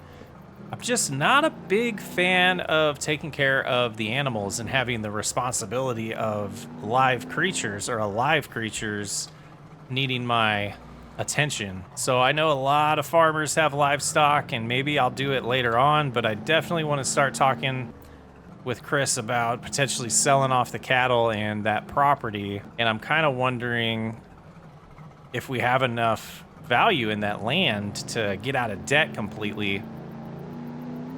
Between that and some equipment we can get rid of that we wouldn't need for taking care of cattle, and just really limit myself to field work. And I personally don't think there's anything wrong with that. I do know that if I decide to be a full-time farmer long-term, I'll just want to do field work. That's what I feel about it. And I also see it as a nice opportunity to potentially get out of debt completely and see if there's someone that we could, get to take over the operation and buy it from us. And yeah, I don't like the idea of being in debt. I know Dad had to do what he had to do, and he had a plan to get out of it. And we're gonna have a lot of money coming our way here pretty soon from the oats we sold too. So quite the blessing that life insurance policy he had. Really set us up for some success. And I think it's time to get back and talk to Chris about some of this stuff. Hey Lucas, how'd the meeting go? It went pretty good. Some of the stipulations were that we had to pay off debt with the life insurance first. So we went through all of that, got that paid off. The only thing that's outstanding is about $440,000 in the mortgage. Everything else is paid off. Wow, that's fabulous. That's a good amount of money. That was it about $1 million? What was it? It was $500,000. What is your opinion on me selling the cattle operation in the land over there? Honestly, it's completely up to you. I wouldn't do it personally. I think it's a good opportunity to make a lot of money long term, flipping cattle, get some beef cattle in here, some dairy cattle as well, and really just increase your operation. But you're new to this. It's all new. I get it. Is there a reason? Are you liking the field work? Or are you just not wanting the extra? Does it just seem like once we're gone, it's too much work? Actually, that's exactly what I'm thinking. And my thought process is that taking care of the cattle is just an extra stress on me that I'm not necessarily super excited about. I'd rather have maybe some years of getting used to the field work, if I do decide to do this long term. And to be honest, that's where I'm leaning at this point. But I don't think I want to take on the cattle and the field work. I think I just feel like it's overwhelming, and I can have a little bit of a life in between farming tasks where those animals, their life, and you got to tend to them every day. And I don't think I'm up for that. Well, selling it could potentially, get us completely out of debt or get your family completely out of debt, but there's also options of leasing it. We could find maybe another cattle farmer in town that might want to take over that operation, pay us some money every month or pay the family money every month, and they could delay your decision for that, but I'll leave that up to you. We're getting real close to needing to sell all the oats, and we'll know if we're going to be able to get out of debt without selling or leasing that land pretty soon as well, if the debt's really bothering you. Yeah, I'm not sure if it's completely the debt. I think it's really the living creatures that I have a hard time just taking on all of that responsibility. So I think we should get a realtor and take a look at possibly selling that. I support you if that's what you want to do. I 100% support you. Well, out of all the ways I thought today would go, that conversation with Lucas is not, not expected. I don't know if it's a bad plan. I kind of understand his logic, and if he's gonna stick to farming, but he wants to limit it to just field work and fields and crops, I can't blame him. I honestly can't blame him, and I think that might be a wise decision, to be honest. He's showing maturity well beyond his age at this point, and it makes me excited to continue working with the kid. But oat prices are at their peak right now. I'm going into town to get the rest of it sold. We've already sold a little bit, and I think this might be enough to get the family out of debt, even though that may be not what he does with the money. I think he's going to want to get out of debt by selling this property here, and it is going to be on the market. So we'll see how that goes. And honestly, kind of makes our job a little bit easier while we're still here. All right, so we're at the location that's got the best prices right now. Let's go ahead and see what our fortune is. And after 15,000 bushels being sold, we are well above $500,000, just as we expected. I don't know if this will change Lucas's mind on the property, but it definitely feels like a good day on this farm. Seeing that balance that high, seeing that, you know, maybe it was calculated what old Henry did with the pre-sales, and it worked out for the family. I think it's gosh, about the same amount as what the life insurance was. So not trying to make light of death, but Lucas has walked into quite a sweet situation here, and it's interesting that he's wanting to sell it short, but I get it. I get it. Not everyone wants to do this for a living. He could always put cattle on his property if he keeps it too long term, or chickens or something else. They got so much land behind the house there that they could expand onto. I guess I'm trying to convince myself that Lucas is making the right decision when in reality, I think I already know he is. Well, I guess we should lock all this up for one last time. I guess we'll leave them. Yeah, we'll leave the new owners a little bit of beer there. But I am going to kind of miss this place. Go ahead and get it locked here. Everything's gone. We got everything of ours all taken out of the building, moved to our property up the hill. So I think it's just time to head home and say goodbye to this place, though. We'll be seeing it when we're working on the field nearby. Sad to see it go, but we are completely out of debt because of this, and have a little bit of cash in hand to make improvements around the farm if we choose to do that, or just kind of enjoy life and spend a little bit of money. But from what I understand, today is planting day, and we get to start putting beans in the old flax field. So we're gonna put some peas. We're gonna plant peas today. And I think that's a good plan. It was what my dad was doing. And I did have a good winter with John, one of Chris's good friends, came and showed me around how to do maintenance on the tractors. You know, we had a few implements that needed repairs, and just really kind of showed me the ropes. And I think I got the hang of it. I know a good website to look up part numbers and all the things that we need to reorder when things break. So I think we're going to be in good hands after we get through this next harvest season. And the farm rescue group is no longer with us, but it's been fun. We got a few items out here that we don't need anymore. You can see that we're gonna try to sell.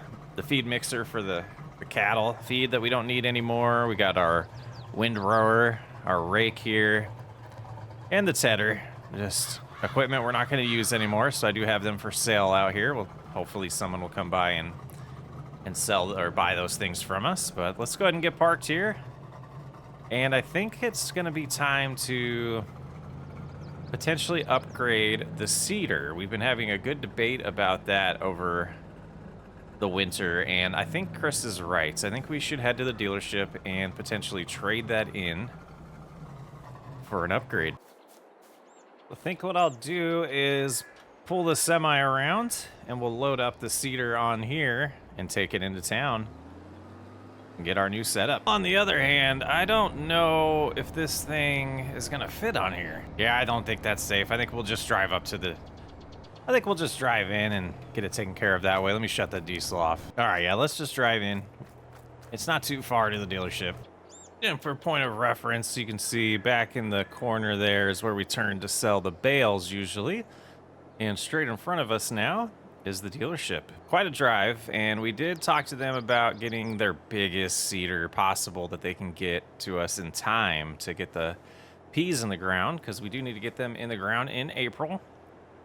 So we'll be, yeah, I'll just let you see it. All right, and they wanted me to park this just right by these garages. So we'll go ahead and do that and head inside and see what they got for us. All right, that's all done. And with the trade-in, this new setup cost us about $200,000, but it'll be well worth it, I believe. I'm convinced. Look, oh, this thing is huge.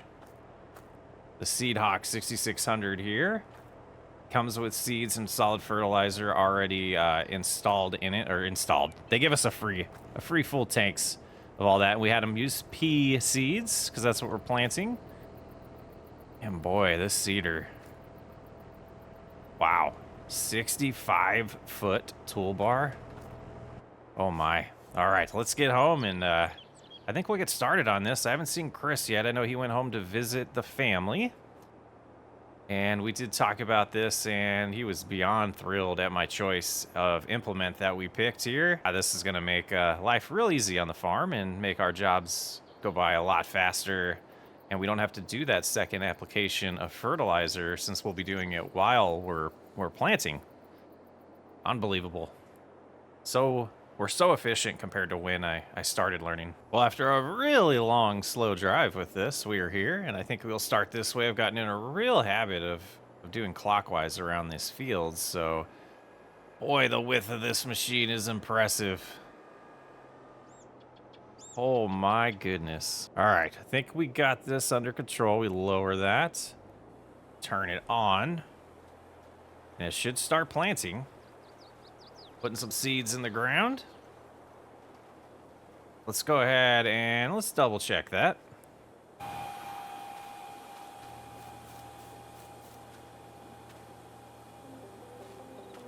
Yeah, it looks pretty good.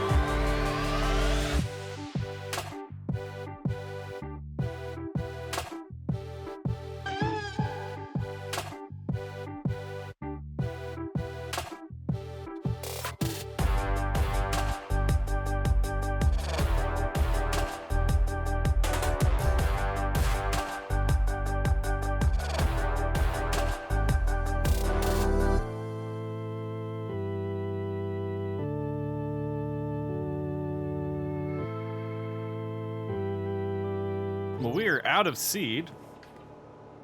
And we got a good amount done. We got, 2 headlands done in about 3 rows as well. So I think we made some good progress. I'm going to get this filled up with seed here. But since this is the closest field, the one to the left is also close. But that other one, driving back and forth, is just not going to cut it. So I did see some implements there that might help us with moving a lot of seed around. So after doing this field, I might head back to that dealership and look into the options they have for us, and we'll go from there. So this should be a good place to get back at it here.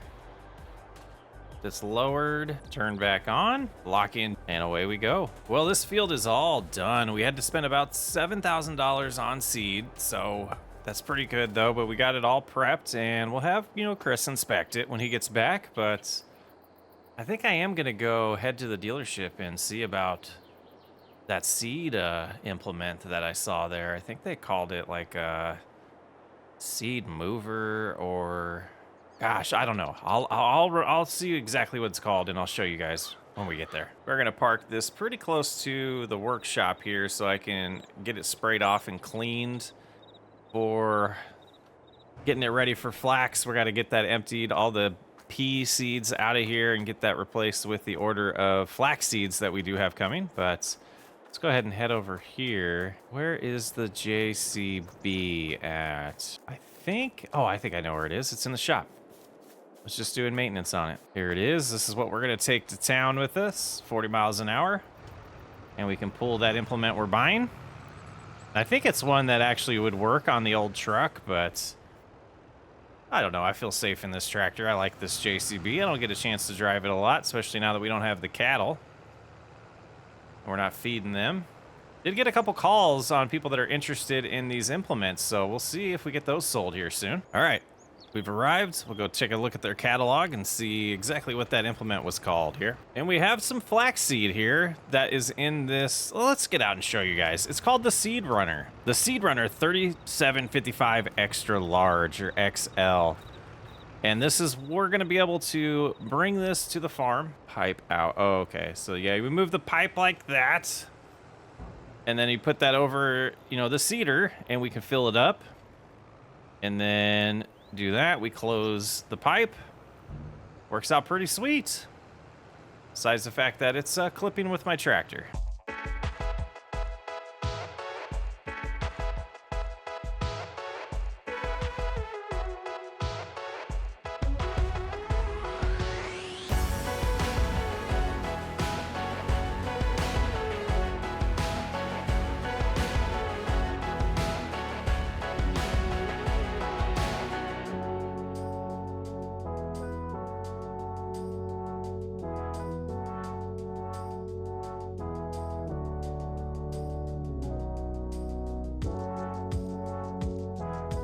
Well, it's May. I'm finally back. We did just sell some equipment to another farmer in town, and things are looking great, sitting at $439,000. And we just need to buy some fertilizer and probably a little more seed.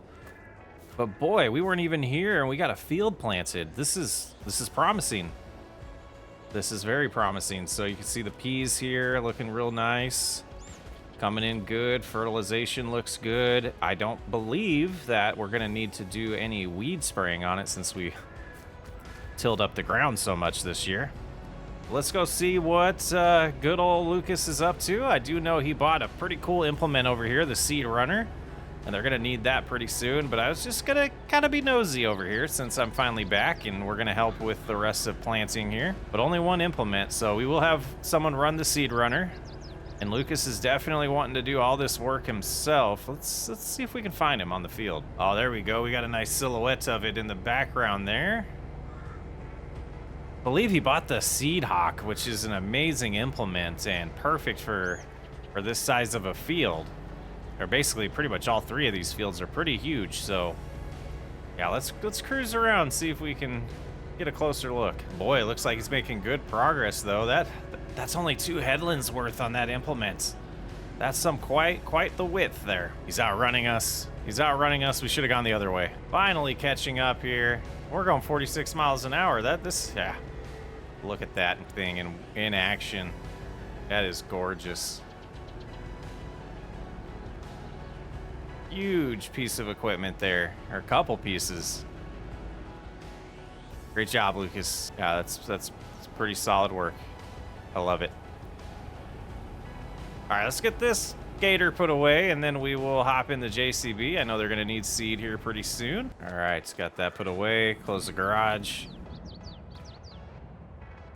All righty. And another field done. I'm taking over for Lucas now. He did finish, but I'm going to take this in. I asked him if I could use it on the other field. I haven't used this implement before, so I wanted to give it a shot.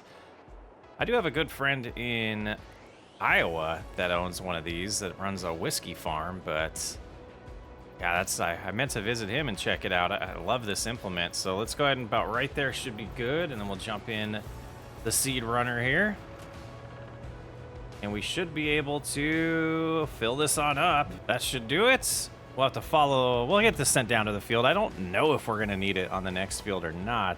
It's a little bit bigger than the one we just did, so capacity might be okay, but we got that completely filled up. Let's head down to the field down the hill, field number 7, and get that planted. And this is a big boy.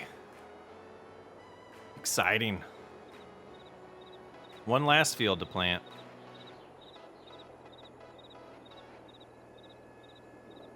You know, the fact that he's gotten all this stuff taken care of without us here tells me that we're in good hands, or the Baxter family is going to be in good hands long term with Lucas running this show.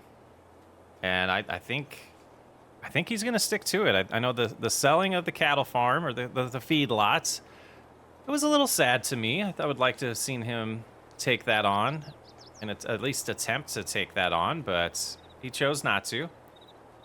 And we got to respect that. But he's still here. He hasn't disappeared. We did give him a little bit of time off and let him go do some things, you know, during the fall. But he's got to figure out how to get that to balance his life as well. He doesn't want to just farm. Wants this to be his job. You know, it's his career. But, you know, everyone likes to have leisure time. And I think we've got him set up for success. And we're looking for some farm hands to hire him in town. You know, the ones that Dad used, they have since retired. That was, you know, weird coincidences, but it was their plan last year to help out, and he was going to have to find new ones either way. So we're helping him out with that, and we got a couple leads. We're going to interview them later on, but that should be good for him. We know we don't really need them until after harvest is what our contract has us helping through, so pretty exciting times. We'll get this field all planted and regroup. And another flax field all planted. Heading back to the farm now, put the equipment away.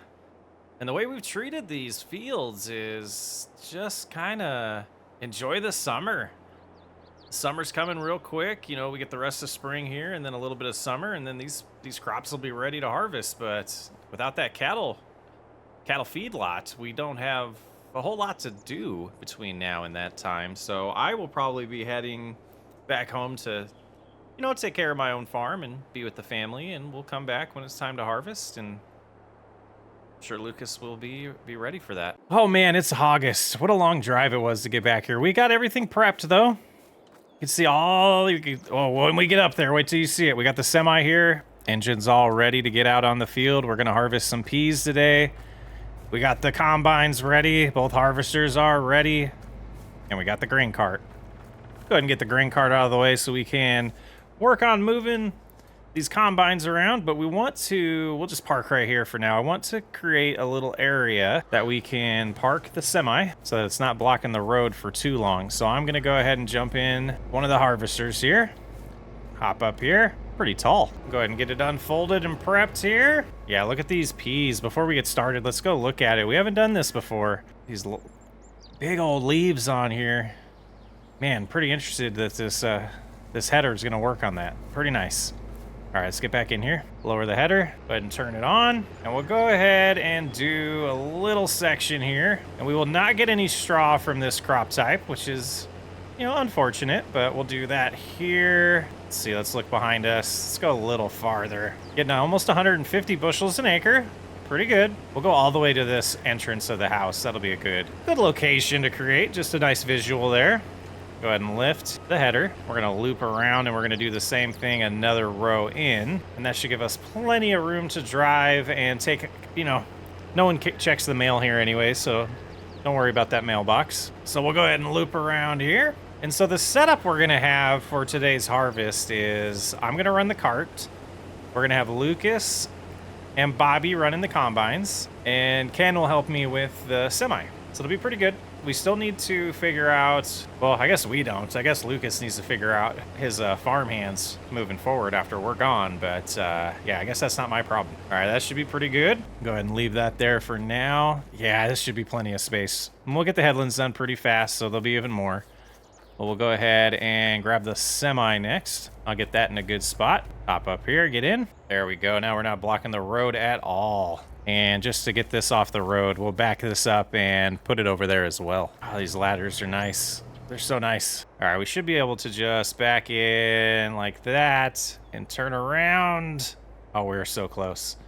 Now I'm determined. Jackknife it a little bit. There we go. Nice. Getting a little better with the steering wheel. And just to test it out here, should be able to do that. Yeah, perfect. That is pretty perfect. All right, I'm gonna get the other guys and get this harvest started. Go. What are you waiting for? Go. Sheesh. All right, harvest is well underway here. We're going to help unload the harvester up here. We got 557 bushels already. Yeah, once they get past this, should be plenty of clearance next to the fence. Shouldn't be, you know, too hard of a harvest here. Should be able to get everything done pretty good. There we go. Unloading. Looking pretty good. So doing this harvest right now, going pretty good. First time doing peas without just being the grain cart driver. Real nice being in the combine and feel like I'm contributing more. Getting real settled in here on the farm. We're getting 148 bushels an acre right now, which I feel is pretty good compared to some of the data I was looking at Dad's. They got last time they did peas, it was around 120, 115-ish bushels an acre. So I feel like the stuff that Chris taught us, they're really helping out, and excited to see how much money these peas bring in. And I feel like it was a wise decision to get rid of the cattle. Possibly should have kept the land and just maybe revisited that down the line. But I feel like it was in my best interest to just narrow my focus. And I'm really enjoying this. And I think I am gonna stick it out. Maybe I should wait until this harvest is done to make that decision. Interrupting this harvest to just kind of point out how pretty the flax looks in the background there. Look at that. It looks awesome. All that blue out there. That's pretty. All right, we're gonna keep working on this. I'll give you an update and see where we're at. See the combines moving there. Getting good progress going. Weather's really cooperating in August. It's been nothing but sunny lately. Got a little break to wait on the combines here, and boy, this view right here. Look at all of that flax. Got a field ready to harvest. We got some crops over there looking good, some green crops. I got a little bit of time here. Let's go over here. Got some more flax way out there that we can see in that green one. Boy, it looks great out here. See, like it's starting, things are starting to die though. It's turning fall already. Oh man. Yep, let's get back. Keep this going. I think we're a little over halfway done. So we should definitely finish this today. That's good. So we got 2 more fields to do. They're not quite ready. We need a couple weeks yet until the flax is ready. It won't be pretty blue anymore by the time we harvest it, but boy, it looks good right now. Well, just finishing up harvest here, and the rain has arrived, and it looks like it's gonna be here for a little bit. The clouds in the distance aren't going away. They have us surrounded. Have to check the forecast because in the next few days we got a big harvest, and good thing we got this one in. It's coming down though. It's coming down. Well, earlier today the rain was so distracting that I forgot to mention we have over 11,000 bushels of beans that we'll be able to sell when the price is good. So I think, you know, Lucas made some wise decisions, but I have no idea if this rain's gonna calm down. It's been going for about 6 hours now at this point since we finished harvest, and yeah, this isn't good. We gotta harvest the flax here in a couple days, and we need it to be dry. We need dry conditions. Oh boy, it's still raining. It's been insane. I was talking to Lucas, and we're starting to get concerned. There's been a lot of water, and I don't know if we're gonna be able to harvest anytime soon. And you know, there's timetables on these things. I mean, look at this foliage just changing colors. It's, you know, the seasons are changing, so we've got to get these flax out of the ground. We might have to take a loss. I don't know. I want to head down to the other field to see how it is. I'm a little concerned because of just the slope there and water resting in that area. Yeah, we'll find out. Let's drive on down and take a look at it. Yeah, I don't see. Yeah, I don't get it. I don't know how we're gonna be able to harvest this. anytime soon. It's just coming down. All right, let's get back to the farm. I gotta somewhat develop a plan. We've gotten about 4 weeks left before those crops are probably gonna start really reducing their yield when we try to harvest it, so. Oh boy, I knew this was going way too smooth the whole time. All right, let's get this parked. Go check the weather report. See if there's any chance of a break anytime soon in the rain. Go ahead and get that closed. All right, so let's go check out the TV. Maybe turn on the weather channel. See what's going on. All right, let's see if we can find anything. Well, that's not good. It sounds like we're gonna have maybe a day or two break. So the rain goes away for a day or two. Will that be enough time to dry out these crops with the amount of rain we've been having? Boy, I don't know. And then 10-day forecast shows tomorrow and the day after not raining. The next 8 days after, we've got rain in the forecast. I'm kind of lost what to do. We'll see what tomorrow looks like. Maybe the end of the day tomorrow. And go from there. Well, we've finally gotten a break in the rain, and it's still pretty wet out here. I don't know if we risk it and try to get this harvest going with the rest of the forecast the way it is. Let's have a meeting with Lucas about this. Lucas, I know you've been following the weather just like I have been. We've been talking about it a lot now. It's time to make a decision. Do we try to harvest this? We know we're gonna run short on time if we don't. Yeah, Chris, I think I'm a little nervous here. I'm glad this happened the year you're still with us. Because I'd probably just gone straight out there and harvested today.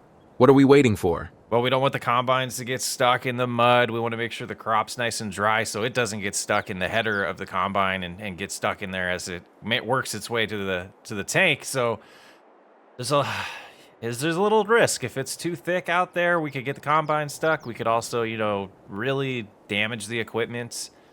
I think we wait till this afternoon and get as much as we can in. At the minimum, that's when we would wait. If not, take a risk that tomorrow it still stays dry, even though they are calling for rain tomorrow now. It's up to you, man. I think we wait till this afternoon at the least. All right, I think that's a good plan. I guess we could do a nighttime harvest. Worst case. Yeah, it's kind of what I'm thinking too. Let's get everyone together, just have a nice dinner, and then figure it out. Well, luckily we have some good lights on a lot of this equipment because this harvest is going to be rough. We got the combines going out there, getting ready to start going. We're going to get as much as we can get done tonight and just hope the rain doesn't come back because it's getting pretty bad out there. I'm not expecting the yield to be that great, but we got to get this out of the ground. Otherwise, it's just going to be wasted. And early reports are showing we're getting about 50 bushels per acre, which isn't too bad on Flax. So still going pretty good. Getting the straw dropped down. It's going to be an eventful one. This is unbelievable. Not even a quarter of the way through the headland, the skies have opened up again. I don't know what we're going to do. I have no clue. No clue what we're gonna do. I'm gonna drive this back in. It's late in the morning. I think we need to make some phone calls, see if there's anyone in town that has some extra equipment we can borrow, because, gosh, the next time it stops raining, we really gotta bust out these harvests. And we have 2 fields to do. This is unfortunate. Hey, Dale. Do you remember when you said at Dad's funeral that if I ever needed a favor, just ask? Hey, Lucas, of course. What's going on? We might not be able to finish our harvest in time this year, and I was wondering if you could help. Well, you're in luck. We are already done with our harvest. I could send over a few of my farm hands and 2 of our combines if that works. Thank you, Dale. I owe you. You owe me nothing. Your dad was a very special person to me. I'd do anything to help out the Baxter family.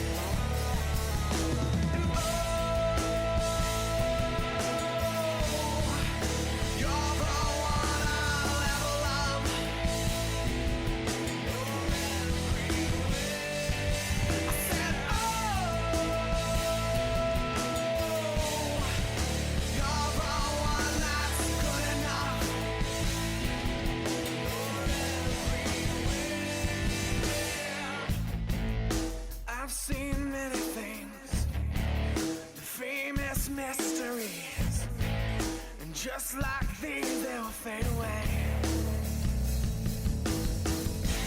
And I can't run away from you, 'cause you come running back to me.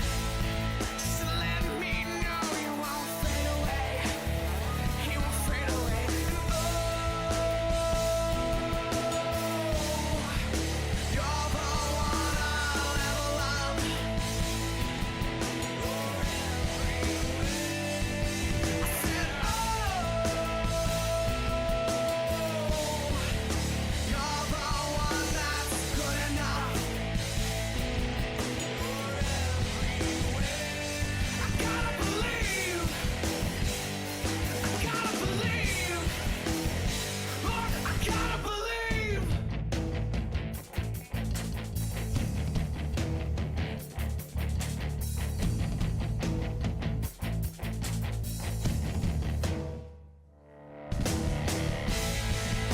Put me back on my feet again. Breathe your life into me again. Lord, I gotta believe. I said, oh, put me back on my feet again. Breathe your life into me again. Lord, I gotta believe. I said, oh, you're the one I'll ever love. I said, oh, you're the one that's good enough. I gotta believe. I gotta believe.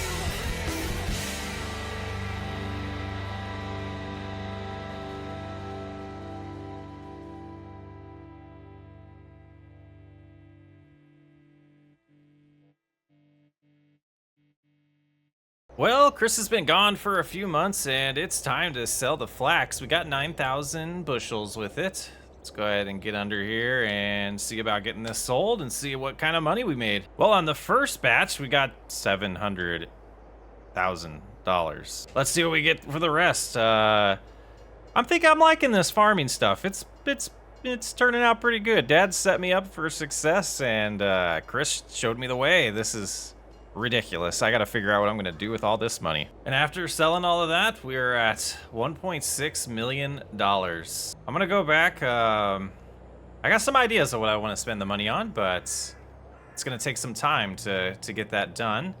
But we got a lot of work to do to get prepped in the spring. We're gonna get some more crops planted, and yeah, I just this is beyond crazy. I might buy more land. I'm getting a little money hungry at this point, but I got some ideas. Well, we're just checking in with you guys again. It is now June. I am here to sell the peas. We got our fields planted again. We went with the original setup the year I took over, with having flax in the field across the street from the house and oats in the other two. It's gonna kind of be the rotation that I do every year. Let's go ahead and get these peas sold. See how much money we have to start my secret major project I want to work on here this summer. Another $400,000, and that's just half of it. I think we played on the wrong difficulty for this playthrough. And our grand total is $2.5 million. The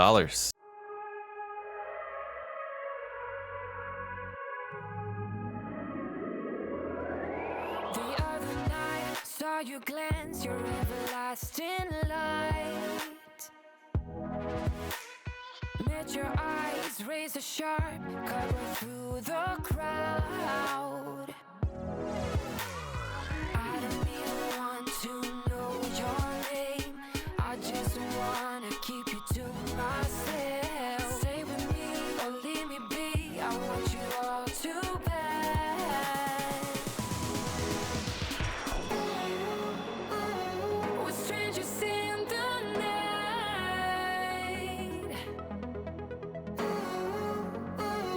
We're in a strange delight. Come with me, and you will see.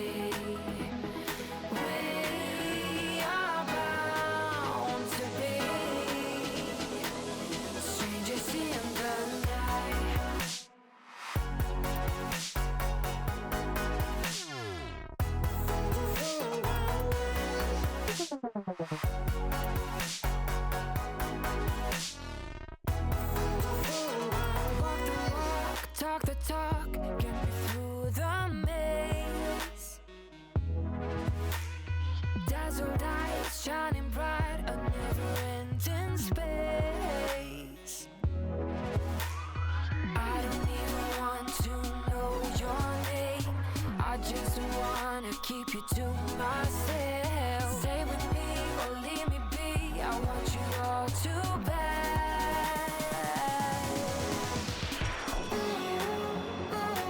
We're strangers in the night.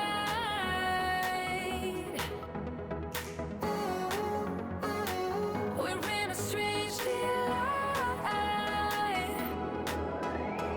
Come with me, and you will see. We are bound to be strangers in the night.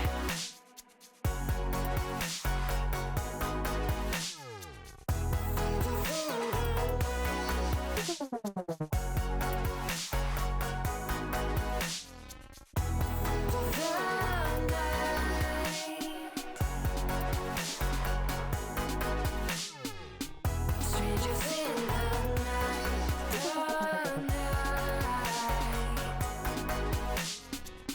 Strangers in the night.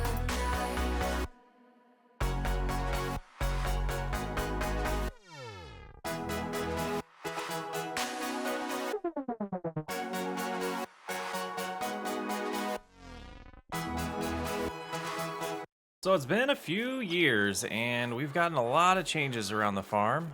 I've stuck it out. This is my new house. Mom lives in the original house still, so I get this one to myself. That was the solution we came up with. Pretty sweet place here. Check this out. It's awesome. I love it. Some nice decorations, some nice rugs, a little garage here. Got our washer and dryer there. My little office right here where I do all my business at. My safe where all my money goes. Oh yeah, beautiful kitchen. Just love it. And then the upstairs here, got a nice little loft. And a little bedroom here, another bedroom. And our bathroom, absolutely love it. This view that we have out back, can't beat it. Oh, there's one more room right here too. Our downstairs bathroom. But yeah, what a view. Beautiful nature of Montana here. Little area for the kids to play. I have met somebody, we've been engaged, we've had a kid over the last few years. Everything's changed. It's like to wander out here sometimes. All this space that's ours. Yeah, we added some sheds over here, so we have some new equipment that's gonna be, moved over here, and just some extra storage. We're running out of room as we're growing the farm. But everything's going good. I'm glad we experienced this with Chris, and really miss my dad, but come a long ways. I don't really regret selling the cattle. That would be one of the big things that I think about through this process, and I think we made the right decision with that. I really enjoy this life that I'm living now, just working on field work and making a ton of money. It's been pretty intense, and I love this house. It turned out great. Well, what a beautiful place to live. I'm glad we were able to document and share this journey with you all. I want to thank the Sox Way Up Farm Rescue Team, Farm Rescue SWU team. They've changed my life forever, helped me get through a tough time with my dad passing. I don't know what I'd do without them.